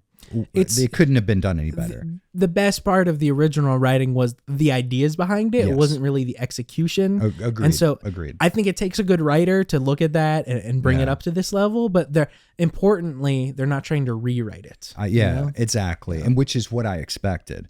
That being the case, I would be very surprised if they deviated from what they've done so far. Because so far, it's been incredibly satisfying, incredibly accurate.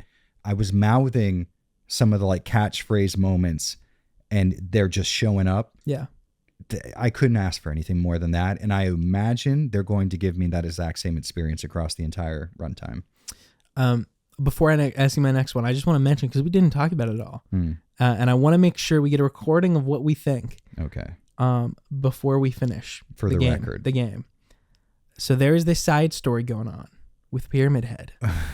There is something so far about a janitor There is something, a lot of something. information about a janitor, and it's been across from when you first enter Silent Hill right up to Hillside. Yep. This janitor has being mentioned in notes, and you're seeing You're like the following evidence of his goings and that comings. just made me think of this theory even more, because you're following his path in the town. Yeah. And then when you get to the what do they call it? Not the flip side. The other world. You're following Pyramid Head's path of destruction. So it sounds like it's setting up, especially because we have to give context though. We just did the Silent Hill movie video, and Benny came up with an idea that I've never heard before and I've never thought of. But the janitor in the Silent Hill movie, in Benny's idea, I don't know if I'm with this, but the game might be. The janitor in the movie seems to be sort of related to Pyramid Head in some sort of way. So the janitor that sexually assaults what's her name as a kid? Alessa, thank you. That sexually assaults her as a kid becomes like this gross monster when they return back to the town. And kind of transitions to the other world. The actor for the janitor and that monster are the same actor. And then I don't remember her name in the movie. Sarah? No. Is it Sarah? The main lady. The mom? Mom, yeah. Hold on. Some white lady name. I'm trying to think of what's his name? Bean yelling her name in the beginning. Sharon. There you go. And then Sharon leaves that gross janitor bathroom monster, and Pyramid Head sort of comes out from the darkness with the bugs. Possibly the transition, or maybe even not as deep as that, but Pyramid Head is also played by that same janitor actor. And so my headcanon with that was like, Pyramid Head's the janitor. There's no way that he's becoming more important in the story. It was pissing me off so bad. We're coming across all this janitor shit, so and Benny's far, like using it. Janitor, some guy, the janitor, everyone's like, he has an expressionless face. He's wearing a mask. He's wearing a mask, Jared. Everything, and they do seem to be moving in a direction, and it's all leading up to this, because you go to where he supposedly, I can't remember quite. We'll have to like read over the notes again and everything, but like he like died in his apartment, or something happened in his apartment, and there was like a smell coming from it. And the other people were complaining below him that it's coming from the apartment above. And James goes in and he touches the door. He can't quite get it open, but his hand is covered in black tar. Yes, and then all over Pyramid Head, like stains of black tar on his apron, and like dripping from him a little bit, which is like the same black tar. They put a lot of attention on his hand, reaching to that room, and there being black tar. And he's I'm covered very in black interested tar. to see how that resolves I'm itself. so ready, and I'm ready for it to prove my Silent Hill movie theory correct. Because then I will be the Silent Hill lorologist, which means my Silent Hill 2 theory about Maria and Mary is correct, because I'm always correct. So I'm hoping for that to be the case. Interestingly, and Benny is just now getting into the Silent Hill series like this year, essentially, right? Yes, as we have beat on the head every episode you mentioned. So what's amazing though is how organically you have transitioned into the role of a Silent Hill fan by creating your own theories and coming up with your own stuff. It begs for it. It really does. It really does. Okay, but back to the hypotheticals. Yeah. If let's say you do play this and it keeps this same quality the whole time, and you're not nothing comes up and ruins it for you or changes it in any significant way, would you want Bloober Team to go to Silent Hill 3? Or alternative question, instead of just should they continue remaking or not, if your options are they don't remake anything, or they go back to 1, or they go immediately to 3, what do you hope comes out of this? Immediately to 3. Even if there's a fourth option, it's like, hey, they make a new one. I think part of the reason why this game is so good is they have followed so closely the blueprints of Silent Hill 2 functionally. But my argument with that would be, then why not continue like something from Silent Hill 2, you know? Like take an Angela or an Eddie or something. Like do the Silent Hill 3 to the Silent Hill 1. Because at that point, I don't think a game would have been made for them to have followed so closely and be able to improve upon versus create. Yeah. I think a Silent Hill 3 scenario turns out the best for this team, because we've seen them work on other horror games with their own ideas. and their own kind of like gameplay development, it's not as strong. Yeah. We can definitely say. I did like the medium to a degree, but it was not a strong video game. They've kind of experienced it now. They've done it. Maybe. Yeah. But I think if I'm betting on Vegas odds here, I would trust them more with Silent Hill 3 in their hands than I would with a new video game. You'd want them to go series. to 3 instead of 1? I think 3 makes more sense. Or even better idea, because I'm full of them. Let's go. Silent Hill 1, do the Max Payne trilogy thing, or Max Payne 1 and 2 thing. Yeah. Make them into one cohesive game, like 1 through 3, or like even just like a part 1, part 2, like like how The Last of Us is supposed to be, where like you play it all at once, kind of. Yeah. Like do that with 1 and 3, where they're kind of they're you know, together honestly, in canon. I can't quite tell you why. It feels cleaner to me to just have them be individual games. I mean, I think so, yeah. But like, I'm just throwing it out here, like what? Because to me, I think they would have to do 1. Because part of reason why 3 works so well is true. all of the Alessa stuff, all of the Harry stuff, finding out who Cheryl actually is. That, yeah. And so just jumping right to a general audience might not. It's not gonna. It might require a lot more alteration in order for it to make. That's a very good point, actually. That's tough because, like I said, selfishly, I just want the same fidelity and the same approach, but just with a story that I jive with more personally. And then my final one, I think you have more faith in Bloober Team after now, this, for sure, as a company and a developer. Do you have any additional faith in Konami, the company, especially with Delta? Yeah, they are, and then they're also remastering Suikoden 1 and 2, and I mean, they're making better business moves than they were before. And maybe what it took was, necessity. Yeah, it was like, hey, now we have to make video game because coronavirus ruined a lot of their non-video gaming cash flow, and they had to return to a market that they had burnt the bridge to, and they're having to do it by being very amicable with series fans. Yeah. And I mean, hell, listen, if they find more success, it might show them there is money in pleasing the people who support our series. We find Castlevania returning to the mainstream. I think so far we've seen Konami acting better than they have in the last 15 years, for sure. I like it. Yeah. I think even if all we get out of this are remakes, I never get the hate for remakes because like personally, there are two sides of the coin where like it's either no one was going to be working on anything, or it's something for the team to work on, like while they work on something else or as a second project. So like it's getting more people a job, and it's getting you stuff to play. Yeah, and you don't have to buy it if it's not interesting enough to you. Especially because you know that the original still is available. Now, Silent Hill is less of this case. But I think maybe if with I don't know how the Master Collection sold, but if the HD Collection? No, Master Collection. Master Collection. On Metal Gear. Oh, right. The new releases. Yeah. Like if Silent Hill 2 Remake does well, maybe they do a 1, 2, 3 Silent Hill Collection, something like that. Like I would rather them just be in business, I want more. If it's not a new game and it's not a good new game, that's the best of the best.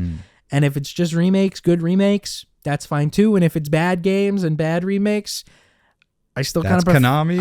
I kind of prefer that over nothing still. So like I don't see a route that this goes like incredibly bad, unless Konami's just like, hey, it's not making us enough money, we're done.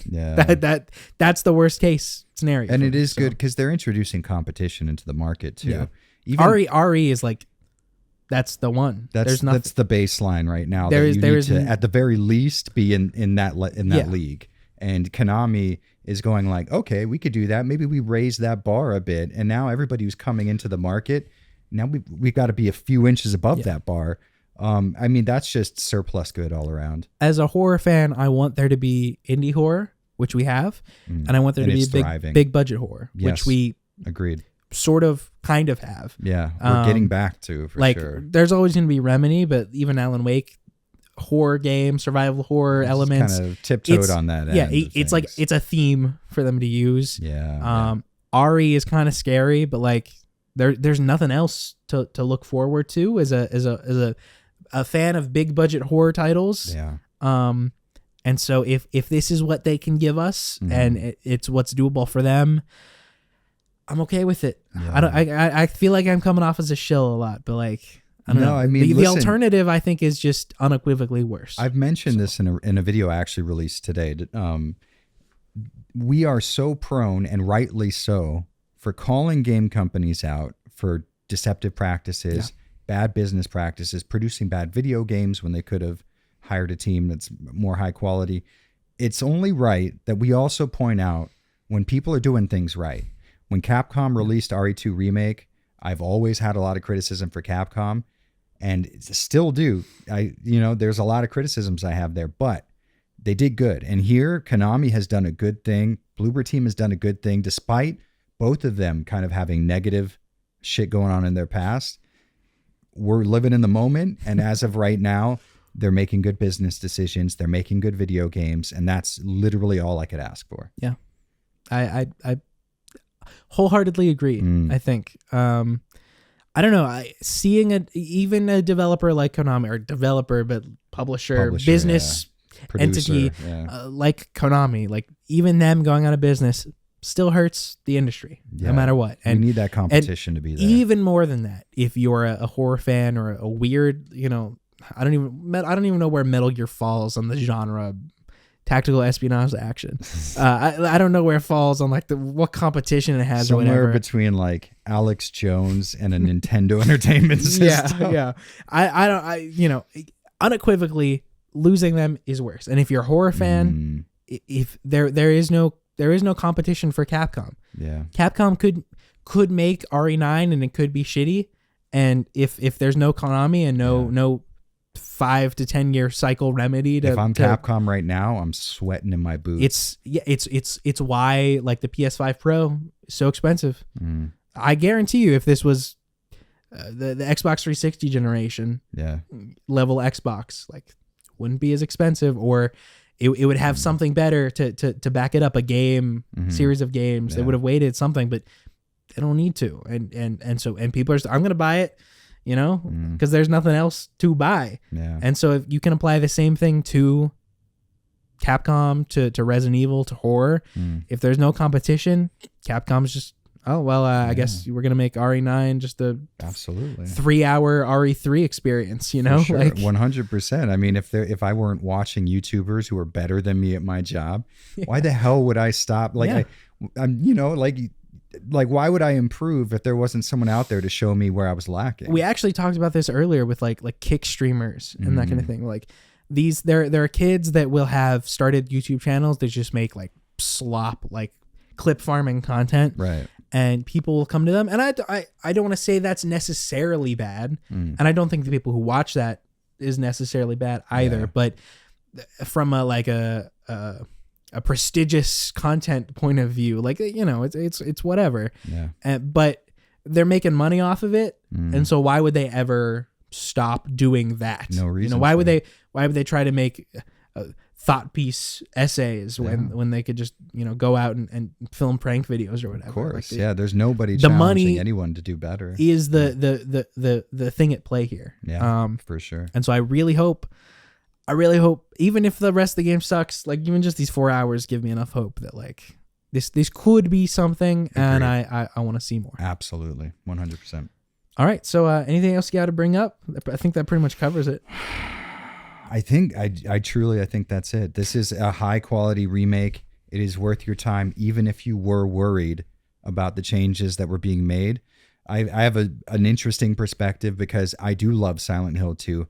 But I'm not in love with Silent Hill 2 like a lot of people tend to be. Our viewpoints here, me and you are in the minority. Yeah. We're both Silent Hill 3 people. But I could also see how Silent Hill fanatics could find value in what's been done here, for sure. I think if you're one of probably the few people who are on our side of like 3 is better, I think in part due to the maybe not the realism, but like the believability of it. Like I feel Heather is a character that I love. It's more and she's a convincing. real character. She's not is. some guy they picked off the street. She has highs and lows. Yeah. There's an arc. And so I can see someone being like, hey, this is just pushing it into like Silent Hill 3 territory, you know, of it's more a story that you can follow instead of and less of a raw emotion that you feel inside if you happen to, you know. And I get that, but I think it's just different. Yeah. You know, and I think especially now, because even me going back and playing the original Silent Hill 2, I can feel where that approach falters. Yeah. And you're going to feel it a billionfold when the game looks as good as it does like this, you know? So I don't think there's any way they couldn't have strayed away from it. Yeah. But I think it still reaches the same quality, which is the important part. Yeah. There's enough of the original here that Silent Hill fans, I think, are going to be like, if you come in with a genuine open mind and not like the idea that you're going to hate it, even though I came in assuming I would hate it. So, you know, potentially that's not the case, but there are Silent Hill 2 fanatics that don't want anything to be changed. And I understand that fully. Give this a shot, because I would assume there's going to be enough of the original SH2 in here to get you over the hump of things being changed and allow you to enjoy the game in a new way, but the same story that you love. The same general ideas that you fell in love with. They're being represented slightly differently here, but we're getting to the same endpoint, I would assume. So, Silent Hill 2 Remake. Big thumbs up. Please don't disappoint me. You said earlier. I'm going to be really pissed if all of this ends up being proven wrong by the end of it. You said earlier, like, could be game of the year, could be game of the past few years. Yeah. I don't know if Alan Wake 2 is gonna. For me, Alan Wake 2 is just so good that I don't know if it can be surpassed. But man, it'd be cool if it could get to that point. Damn, if it does surpass it, holy shit, I'm ready for it. Yeah. But yeah, that has been RevueLog. You are Jared from Avalanche Reviews. Patreon.com/Avalanche Reviews to join in on the Avalanche Reviews Discord, where you can talk to great people like Gobbins and find out where the Silent Hill Comic Sans sign is before anyone else does. And then do we have a section in there where I just post like the dirty grindcore punk rock that I'm listening to at the moment, which is always good. I don't know if does that get people to join. You think maybe they're going to be more scared? I think it gets people to join. We were talking about it earlier. The heavy metal and punk rock video game, especially your channel Venn diagram. Well, you see your face and it's like this guy. Yeah. I'm going to join a motorcycle club. Hell yeah, with dude. the Avalanche Reviews kind of audience. I don't. What do I have? This subscribe. Squared, cross, circled. That's exactly the name of it. I'm working on a documentary of this guy right now. Yeah. It'll be out in the next probably month or so, probably to edit it. Stuff's coming out on my Patreon sooner than that, though. The way our Patreon works here is that it's completely free. Yeah. So there's a $5 tier, but you need to have the tier to have a Patreon. But you can click join for free. Yeah, you don't need to join up on the $5. Yeah, so if you join, you'll get my interview with him, the full, what was it, 2 hours? Uncut. Yeah, just the whole thing. I'll spruce it up a little bit, add some EQ, that kind of thing. But like basically uncut. His room tour as well. Yeah.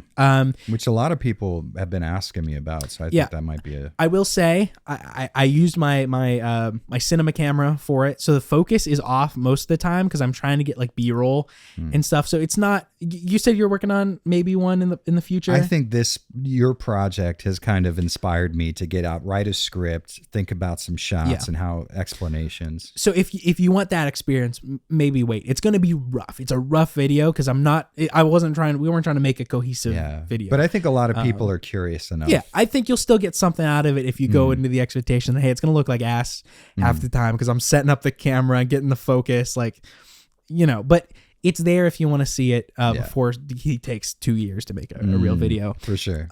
What else? We still got to go out and shoot some B-roll and stuff for it. So that all that stuff will go up on there completely free. Please don't subscribe to the $5 tier. I don't care. I don't want money. I don't need it. Me, on the other hand. So yeah, go to instead of the $5 tier, patreon.com/Avalanche Reviews, pay for his $100 tier where it says you can ask him to make a video and then he'll never make you the video. Guaranteed. And then you'll be angry at him for 3 years. But then he'll be like, yo, you want to go to Tokyo Game Show with me? And you'll conveniently forget all about it. That's part of the tier, by the way. And then you'll be good. That entire experience is guaranteed. Yes, you in what is it? 4 years after you subscribe to the tier, you will run his Patreon. Yeah. Or not Patreon, Discord. And then you will go to Japan and film a documentary about Guaranteed. it. Yeah, it's included in the benefits, I'm sure. If the you whole look package, on there. dude. But yeah, this has been RevueLog. Thanks for watching. I was gonna outro us again, but yeah, that's Jared. Let me do the thing I used to do. Hey guys, what's the stupid thing you say? It's not like what's up. It's like, maybe it is what's up, guys. What's up, hey, guys? What's up, guys? Today we're gonna talk about a game. I don't think it got the that didn't get the love it deserved. Yeah, the recognition it deserved. Silent Hill 2 Remake. I'll see you in the next one. Peace out. Bye.